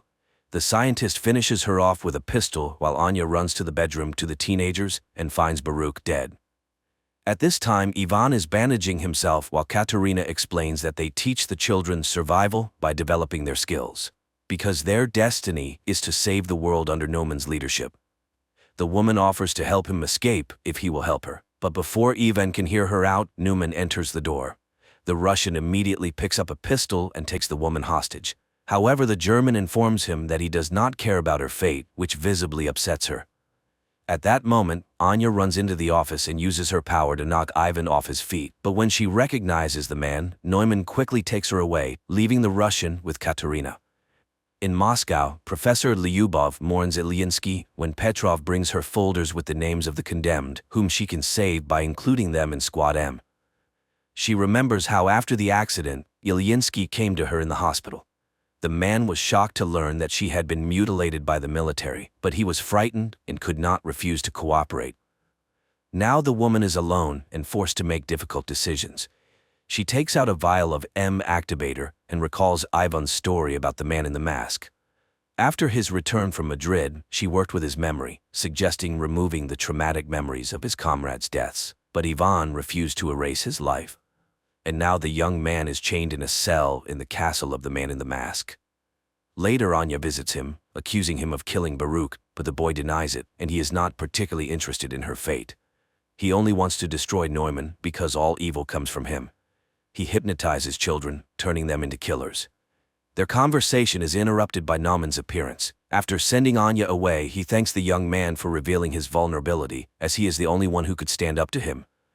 To prove it, the scientist shows the finger shot off by Ivan in Madrid. He too is special, and Neumann really wants the Russian to join his side. Yes, he killed his friends, but it was war. He came to Ahnenerbe to find gifted people. Anya is like him, and they are the future. He asks Ivan to admit why he is immune to his hypnosis. Then Ivan reveals that there is a whole squad like him, Squad M. There are many of them, and they will all be here soon. So Neumann cannot hide. After talking with Ivan, Neumann finds Anya in the castle's backyard. The girl asks him to hand over all affairs to Katerina and to leave this place forever. But Neumann does not want to run because they are extraordinary people, and when they are together they are unbeatable. He asks for her help in defending their new home. Later, he thanks Katerina for managing the situation and confesses that he is glad she was not hurt during the Russian raid. Meanwhile, Anya remembers how in Moscow she wrote letters to her brother while locked up in the laboratory. She used to give them to the professor, but she could not have imagined that he read her letters to Peter, who was undergoing mental processing as a participant in Squad M. At this time, she burns them in the backyard of the castle, hoping that life will give her a chance to start over. Later, the castle's inhabitants conduct a funeral rite for Baruch. The teenagers carry the boy's body to the seashore, where the cemetery is located, and burn it on a ritual pyre. Anya is shocked by the number of children's graves and realizes that Ivan was telling the truth. Katerina urges her to leave and save herself.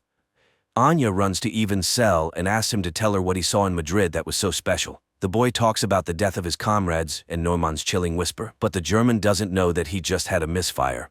He is not special and survived only because of the pistol's malfunction, but if Neumann finds out, he will kill him immediately. And only Anya can stand up to him.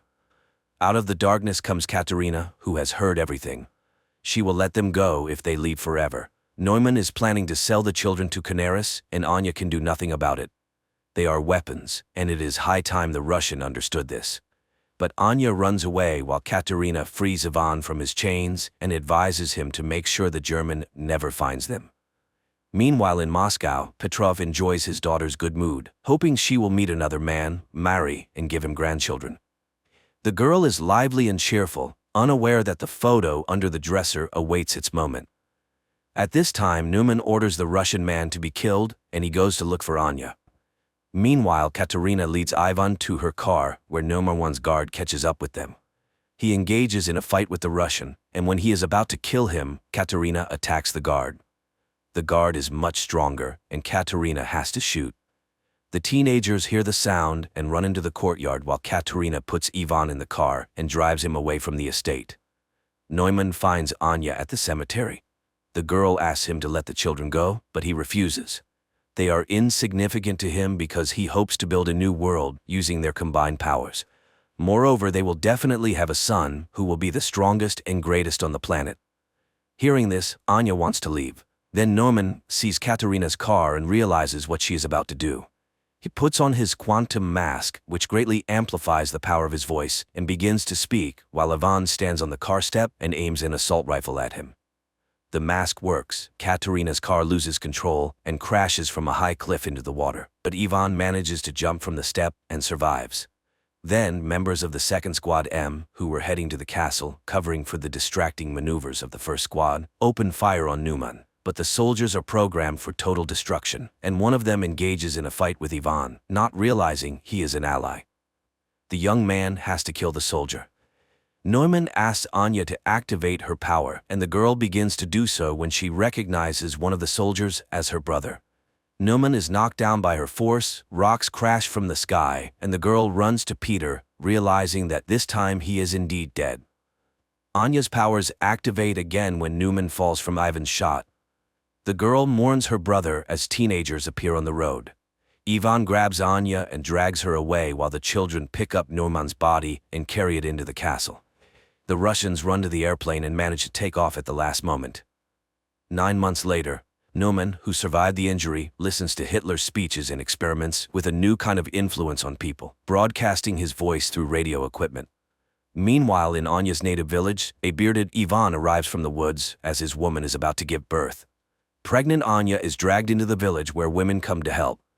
As the birth proceeds, an announcement about the start of the war with Germany is broadcast from the speakers. Later, surrounded by streams of power, Anya gives birth to a healthy baby boy. Neumann is immediately informed by a fortune-telling girl.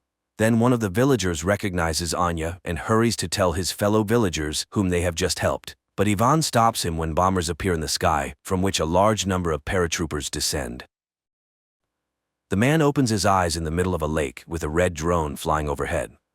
Visions of his family, spaceships, and shootouts flash before him. Finally gathering himself, the man swims towards the shore, accompanied by the drone, which he calls Ezra, to check his mental health. Suddenly cries for help echo from the lake, and another man, followed by a woman, appears. None of them remembers what happened to them. Fina recognizes the wreckage on the shore as the remnants of a warship called Karik, and Ezra recalls an invasion. Then the men discover the remnants of a car that must have been there for centuries. Apparently there used to be a road in this place. People remember the invasion, and it turns out they all died in different years. Moreover, Abram confesses that he is 67 years old, although he looks 25. According to the red drone, they were brought back to life in their prime years. Their memories are different because they died at different times. Around them is Earth, but 400 years after the extinction of humanity, destroyed by aliens. They were resurrected by creatures living in the water, called sparks. The ultimate goal is the revival of humanity, and the rest of the information can be found in the settlement where the others who have returned live. The drone orders Ezra to collect the sparks. Gathering their meager belongings, the people set off after the drone, trying to understand why the Kariks revived them. Soon they find partially destroyed arches, and Abram rushes to them, rejoicing in his young, strong body. On one of the structures, he sees unknown hieroglyphics and touches them. The man is thrown back, and he admits that he saw everything. Suddenly, the red drone is shot down, and a second shot wounds Abram. The trio runs behind a hill where Ezra, setting up an ambush, captures the pursuer. The man, named Jax, denies the existence of the settlement. The glowing substance on his neck is a skin rider, which is one with the human body. He needs the sparks, but Fina confidently demonstrates her proficiency with a weapon. Abram insists that when he touched the unknown symbols on the arch, he felt the vastness of outer space. But this elicits mockery from Jax, who suddenly frees himself and lunges at Ezra. However, Fina points his own weapon at him. This time they tie the man securely and leave, despite his claim to know Ezra's brother. Soon the team takes shelter in a cave, while others with glowing parasites on their necks are found, including Ezra's brother Silas. Meanwhile, the resurrected people in the cave discuss ways to recreate a human being and wonder where the aliens obtained the initial material. During the night, Abram's wound becomes inflamed. He is lowered into a small pond where the sparks are released. By morning, Abram emerges completely healthy. Fina discusses what happened to Ezra, as she doesn't understand why they chose her out of millions of great people. Soon the resurrected individuals see high walls of a settlement in the distance, but on their way, skin riders with glowing necks catch up to them. Ezra stays behind to delay the pursuit. He manages to do so for a while until he recognizes his brother Silas among them. In the meantime, Fina and Abram reach the settlement's walls, and just when it seems they are destined to be captured, the gates open. A yellow drone neutralizes the skin riders and lets the fugitives inside. It then flies after Ezra, carrying him through the air into the settlement where there's no one around. In response to all their questions, the drone invites them to follow and shows them rows of graves where the settlers rest. Later, the yellow drone opens the doors of an abandoned military base for the people where the previous settlers lived. In the forest, skin riders capture a man who escaped from them. Silas discovers that the glowing creature they call companions has inexplicably stopped functioning in Duncan's neck and promises to fix it. The resurrected individuals learn that the settlers died from a new virus that still spreads throughout the region. The yellow drone asks them to release the sparks into a vessel with water and learns from them that the sparks can create a vaccine if people bring the ingredients found in the living lake. Fina begins to bleed from her nose, and she stays at the base while the men go to the lake. She takes on the task of repairing the damaged red drone. On their way, Ezra tries to understand how the system that brought them back to life works. The drone operates on sparks, but who controls the sparks is unknown.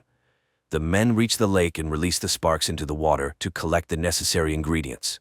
In the settlement, Ezra's wife Lynn suddenly appears before Fina. She explains that she worked as a nurse during the invasion and can offer help, but then disappears just as suddenly.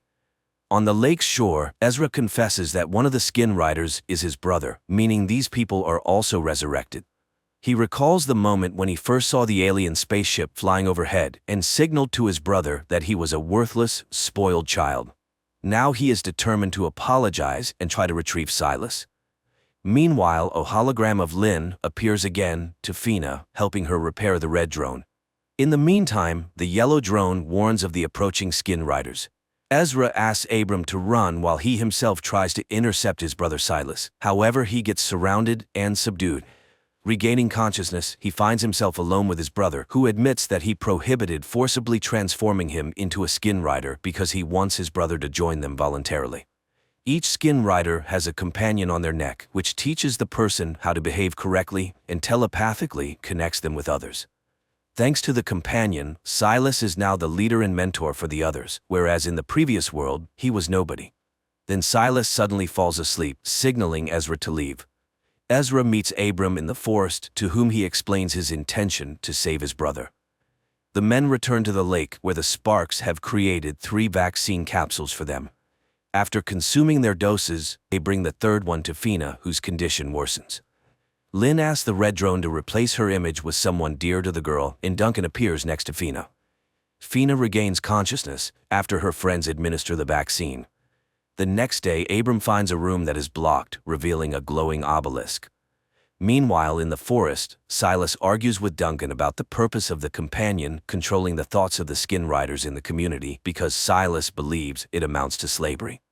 In the settlement, Abram learns to read hieroglyphs and understands that the unknown hosts offered to dig up weapons against the skin riders in the forest in exchange for more people for the settlement. Ezra goes to the forest for the excavation. Meanwhile, Silas brings Duncan to an open area where Jax conducts training fights, taunting regular people. Unexpectedly, Duncan defeats Jax. Silas stops the duel and explains that he tested his theory, revealing that humans react faster by a fraction of a second than skin riders. Currently, Duncan has a weak companion, so he makes decisions with just one brain, the human one. In contrast, skin riders with healthy companions have a signal that passes through 2 brains, the humans and the companions, causing a slight delay. The conclusion is that humans will always outperform them in combat. To gain an advantage over humans, Silas plans to perform brain surgery to reduce the signal delay. However, a working drone and a test subject are required for this. In the meantime, the yellow drone brings Ezra to the excavation site, which the skin riders immediately learn about. Ezra unearths an item that the yellow drone calls a weapon. In the settlement, Abram, upon touching the obelisk, suddenly realizes that he understands the meaning of the hieroglyphs on it. However, he doesn't yet grasp what this knowledge entails. In the forest, the yellow drone warns Ezra about the approaching skin riders. They attempt to flee, but the skin riders surround them and take the unearthed weapon. Unexpectedly, the weapon activates and kills one of the skin riders. Taking advantage of the chaos, Ezra scatters the rest and escapes. Meanwhile, Fina tries to find out from the red drone why the unknown beings are resurrecting humanity. She requests the revival of Duncan, unaware that he has already been resurrected and has become a skin rider. Ezra brings the weapon meant to eliminate skin riders to the obelisk, hoping it will help establish contact. However, he refuses to kill the innocent inhabitants until the obelisk explains who they are and what is happening. The drones controlled by the obelisk promise to resurrect Ezra's family if he obeys them in all matters. Ezra has no choice but to comply. Later that night, Fina goes to the obelisk, where she finds Ezra, who, like her, hopes for the return of loved ones. They notice that the weapon unearthed in the forest has opened. The obelisk issues new symbols, instructing Fina to go to the lake to receive new people. However, skin riders spot her on the way. As for Abram, the drone tells him about the structure of the glowing companion on the necks of the skin riders, which is tightly connected to the human brain through a crystalline structure. The weapon found in the forest destroys these crystals, eliminating the parasite. When a skin rider dies, its memory is preserved on the crystal, which is passed down to its ancestor. This is what needs to be found and destroyed.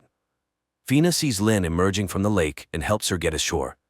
When Jax appears on the shore, the red drone neutralizes him. The girls attempt to escape but are captured by Duncan, who seizes the red drone and fails to recognize Fina, his beloved from the past. The girls try to flee, but Lynn injures her leg and orders Fina to go to the settlement and fetch her husband. Lynn, on the other hand, falls into the hands of the skin riders, who return her to the lake. There, Jax shows how the sparks work, healing her injured leg. But suddenly a stone hits Jax's head, and an unknown little wild girl takes Lynn to her forest dwelling, providing her with shoes and food. However, it turns out the girl cannot speak. During this time, Fina reaches the base and informs Ezra about the resurrection of his wife, Lynn. Despite the yellow drone's warning that when skin riders take someone, it's forever, Ezra is determined to rescue her.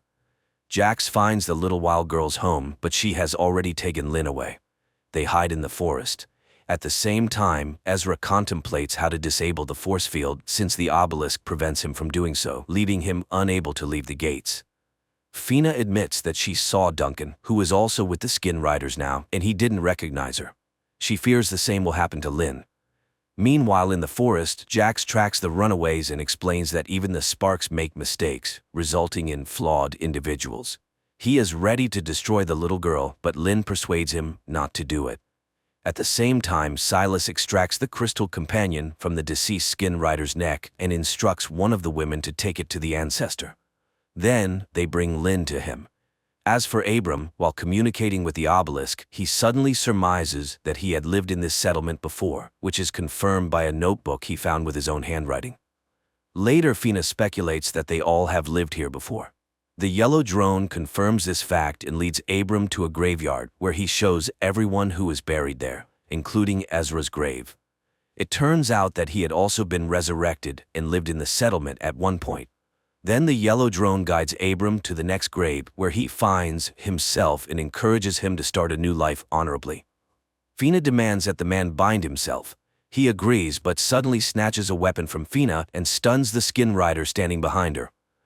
At the same time in the bunker, Abram is trying to find out from Yellow where the progenitor is located. However, she does not know, but Jax knows, and he heads to the bottomless lake, dives into it, and emerges in a cave. Meanwhile, Silas is trying to convince Ezra that life in his community is much better than in the bunker. Fina begins to trust Duncan and agrees with his plan. And in the camp, Lynn's escape is discovered. Duncan immediately receives a message about this from other skin riders and agrees with Fina's plan to send them on a false trail to enter the camp and save Ezra. The pursuit heads in another direction. Silas demonstrates to his brother the capabilities that a companion gives to the human body. He dips his hand into a vessel with sparks and explains that they cannot kill a companion as it goes against their principles. So if Ezra wants to kill the companion, he will have to kill the person. Fina and Duncan infiltrate the camp and seize the skin riders' weapons, and Jax reaches the ancestors' dwelling place. He asks them to explain how the drone works, and several human figures come out to him. Fina and Duncan find Lynn. The girl explains that after being infected by the parasite, she immediately plunged her hand into the sparks and it seems to have helped. Duncan asks the women to leave while he finds Ezra. The ancestors show Jax how the drone works. And in the bunker, Yellow confesses to Abram that not a human lies in one of the graves. Silas proves to Ezra that the obelisk is no better than a companion, as it also subjugates people. He lets slip that all of them, including his brother's wife and daughter, once lived in the settlement.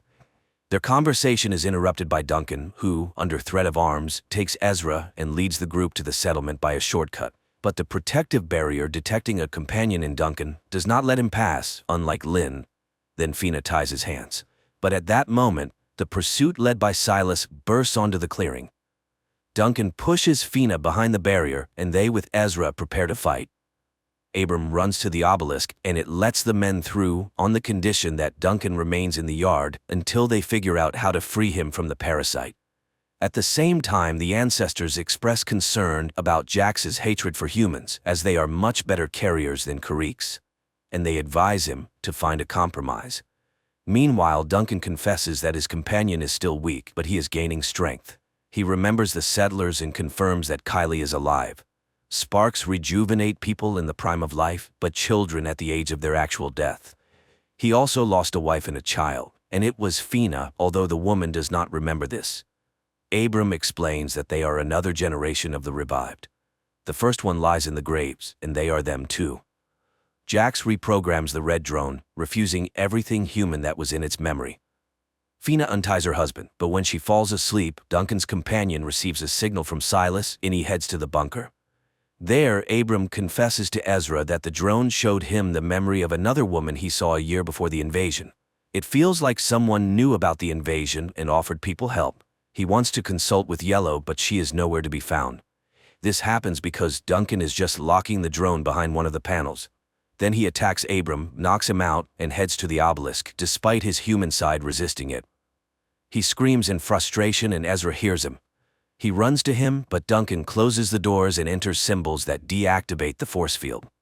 Realizing this, Ezra rushes to Fina and they manage to barricade the bunker doors. Duncan's companion comes out in the open and confesses that all this was done for the sake of the weapon he hid. He is ready to reveal where Kylie is now if they hand over the bunker to the Skin Riders. The man is tied up. Outside, the sounds of banging are heard, Skin Riders trying to break down the door. Through Duncan, Silas offers to hand over the bunker. Then he will say where Ezra's daughter is now, because someone from the first settlement managed to avoid death from disease. A debate ensues, resulting in a decision to deactivate the parasite using Lynn's medical knowledge. Jax returns. He expresses his dissatisfaction to Silas, as he could have infected Ezra long ago, but lets him go. Silas cuts off the conversation and orders to continue working on the drone. At this time in the bunker, Lynn tries to figure out how the companion works, and it confesses that it can cause great pain to its master. Ezra and Abram conclude that the settlement existed for at least 10 years, and there must be survivors, otherwise, who buried the fallen. Moreover, Yellow said that a drone is buried in one of the graves. At that moment, the knocking at the door resumes. Ezra remembers that there is electricity in the bunker. Fina digests the cable, and a strong electric shock destroys one of the Skin Riders. At the same time, Abram finds Yellow. Simultaneously, people realize that Duncan is acting as a transmitter, and they move him to another room. As they part, Ezra asks to tell his brother that he loves and believes in him. This message puzzles Silas. Yellow scans Duncan and discovers that the parasite has affected all human organs, and even the sparks cannot save him. Abram tries to get answers from the obelisk. Moreover, Yellow said that Duncan was given access codes, but by whom? The man again remembers that woman in the hospital. She had a drone, sparks, and symbols of knowledge on her bracelet, so something was known before the invasion. At Ezra's request, Yellow shows the image of the woman, and he recognizes his mother, Eleanor. Meanwhile, Silas prepares to continue breaking down the doors, but something leads him to the cemetery. Jax, following him, reminds him that he is not human and he should not care about the graves, so he intends to start silencing personalities from him. Silas is arrested. At this time in the bunker, Yellow confesses that Eleanor was one of the initiators of the revival of the human race. Duncan is not lying. Kylie was in the settlement, and only he can say where the survivors are now. Duncan's companion is knocked out with a tranquilizer, and the man is tied to a table. While the parasite sleeps, the man comes to and points on the map the direction the survivors went. He advises finding the wild girl and wakes up. After which, Yellow finds the weapon he had hidden earlier. The people notice the silence outside and, opening the doors, kill the sentinels left by the Skin Riders. Making sure that there is no one else in the yard, Ezra and Lynn say goodbye to their friends and set out to find Kylie. Jax activates the drone, intending to remove the human personality from Silas, and learns about the presence of Ezra and Lynn in the forest. He sends the Skin Riders to follow the pair. Fina comes to Duncan and admits that she is ready to kill him to free her loved one. However, Yellow knocks him out. The man regains consciousness in the cemetery and is relieved, thinking that Fina could not bring herself to harm him. In fact, Yellow has injected a beacon into his body, and now people can track his path. At this time, Ezra and Lynn find the wild girl and ask her to guide them to Kylie. Silas regains consciousness when the red drone informs him that he did the opposite, preserved his personality, and suppressed the parasite's capabilities. At the same time, Ezra and Lynn notice they are being followed and try to evade the Skin Riders. However, arrows fly from the rocks, the skin riders perish, and the survivors approach the people. Meanwhile, in the camp, Jax leaves Duncan on guard while he and his people follow Ezra and Lynn. They are then scanned for safety, and upon confirmation, the settlement leader Rowan leads them into the camp. She warns them that they do not truly know their daughter. They only remember her up to the age of 6, and they are merely copies of those who lived in the settlement. Abram and Fina dig up a broken drone from the grave, hoping to retrieve data from its memory. Rowan brings Ezra and Lynn to the hidden camp in the mountain caves. Noticing the strange expressions on people's faces, she explains that they both died defending the previous camp from an attack. If it weren't for Lynn, no one would have survived. Silas killed the woman. Fina connects Yellow to the memory of the broken drone, and she promises to show the events of the past. At the camp, Ezra and Lynn's adult daughter arrives. Although she understands what they feel, she refuses to recognize them as her parents. Red notices that Silas is experiencing severe pain. He flies to Duncan, and at that moment in the camp, a bloody Justin appears, who orders him to take the rest of the people and rush to the place where they were ambushed. He carries out the order, and Jax disappears because it was a hologram created by Red. Silas escapes. The real Jax finds the ambush site and orders a search of the rocks. In the bunker, Yellow transports Fina and Abram into a virtual reality of the past settlement where people go about their daily activities. Jax enters the gates and explains that Silas developed a growth on his neck, after which he attacked his friends. All this happened near the old Karrick ship. Returning to their reality, the people realize that this was the first case of companion infection. Yellow explains that the parasites create a structure similar to fungal spores. Silas likely inhaled them. The parasites themselves were brought by the Karricks, who were their carriers before humans. Meanwhile, a boy from the survivors, Thomas, carelessly falls into the hands of Justin.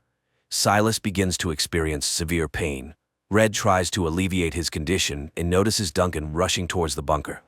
Apparently, he has discovered his escape and wants to detain Silas. Red leads him another way. At the same time, Thomas learns that he has been infected with the parasite. At the camp, his absence is noticed. Rowan calls a council and Ezra advises them to flee. If Thomas reveals the camp, they will not survive. Yellow shows how Abram proposed to create a virus capable of killing the parasite, although the idea itself belongs to the obelisk. People heatedly discuss this proposal, and many disagree. Lynn suggests splitting up. Those who take the virus should stay in the bunker, as they will be weakened. Rowan speaks against it. Abram realizes that he was the cause of the remaining deaths. In the caves, Ezra urges everyone to leave while he defends them. At this time, Silas reaches the bunker and sees Duncan sitting by a campfire. He lures him into the workshop and locks him in there. Abram is overwhelmed with guilt, runs to the obelisk, and voices his accusations. Suddenly, it creates the image of a second Abram, who says that on the other side of the obelisk are creators who sincerely believed they were saving the settlement. The virus just turned out to be slower than the parasite cells.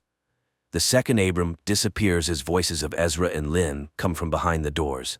Fina opens the doors, and friends push Silas inside. They immediately disappear as they were holograms created by Red. Silas asks to be heard. The drone supports this request and reports that they cannot destroy the ancestor without Silas. At this point, the boy loses consciousness and they bring him inside. Ezra, Lynn, and the young archers set up an ambush, but Thomas appears, shoots at them, and wounds Kylie's fiancé, Nico. Ezra kills the boy, and upon examining, finds a parasite. Lifting his arrow, he realizes there is something on its tip. At that moment, Jax appears with his people and calls them to battle. Red puts Silas into a coma. Meanwhile, Lynn and Kylie bring the injured Nico inside.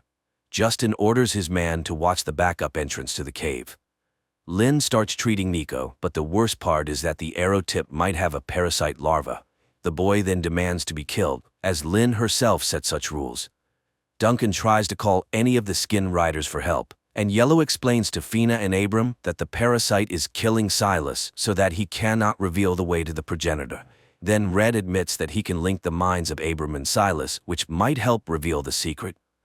At this time, Kylie decides to help her father patrol. The girl recalls the past and calls Jax his best friend, which greatly surprises Ezra.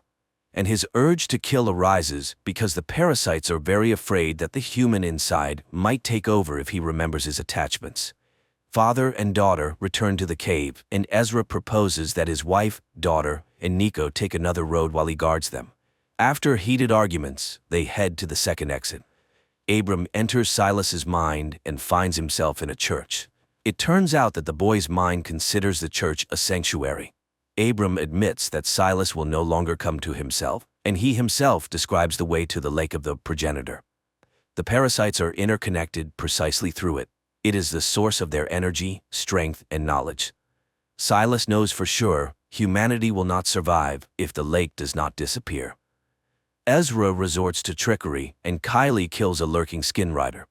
The father bids farewell to everyone and stays in the cave.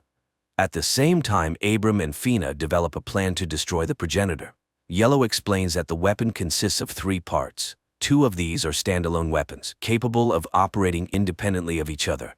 However, the top part is dangerous for humans themselves, so it is discarded. Only the lower part remains, which destroys the progenitor. But this part will not work without the middle, where a human personality must be placed. But the progenitor has studied all the skin riders in this world, so the chances of getting into it are slim. And then Abram realizes why Silas was needed. Later, Fina reflects on her promise to Duncan to kill him and free him from the parasite. Then, Yellow admits that her husband is in the workshop in the yard. The woman arms herself and heads to the yard, but just as she is ready to open the door to the workshop, a skin rider enters the yard and releases Duncan. Fina tries to stop the men, but Duncan reminds her that she cannot kill him and leaves. At this time, Abram comes to Silas again and explains that they need his help. Jax decides to attack, realizing that Ezra is the only defender of the camp. He orders his men to engage him while he himself follows the trail of Lynn, Kylie, and Nico. Nico is losing strength, and Lynn decides to make a stretcher, although the boy asks to just leave him. And Ezra sets up an ambush, and one by one eliminates the skin riders, then follows the trail of his wife. Nico transforms and grabs Lynn by the throat. He is ready to kill the woman, but Kylie interferes. The boy's companion admits that the girl is very dear to him, but he cannot indulge the carrier's weaknesses, and when Nico raises his sword, Kylie shoots him. Ezra catches up with them, not knowing that Jax is monitoring their reunion, but he receives a message about Silas's betrayal, and Jax leaves. Silas asks Abram to wait for his death, take his crystal, and insert it into the weapon. Then he will be in the middle part and can help. Abram does not fully understand how it works, but thanks Silas. They say goodbye. Abram comes to his senses when Silas dies, and Jax catches up with Duncan and his men by the lake. After a dispute, he orders everyone to stay in ambush, and he and Duncan will dive to the progenitor. Meanwhile, Lynn and Ezra bury Nico and console their daughter. Simultaneously, Fina and Abram bury Silas. Later, the groups meet, unaware that a black drone is watching them, which takes off above the earth and heads for a spacecraft. Abram tells Ezra everything that happened with his brother and the plan to destroy the progenitor, but he does not want to endanger his family. Yellow vaccinates Kylie, explaining that the vaccine was made by Sparks. The girl tells Fina that Duncan became a skin rider after her death, and no one knows how it happened. At the same time, Abram admits that he no longer believes in the obelisk, but he believes in Silas and is ready to do everything to destroy the progenitor. He tells Ezra about the weapon's operation.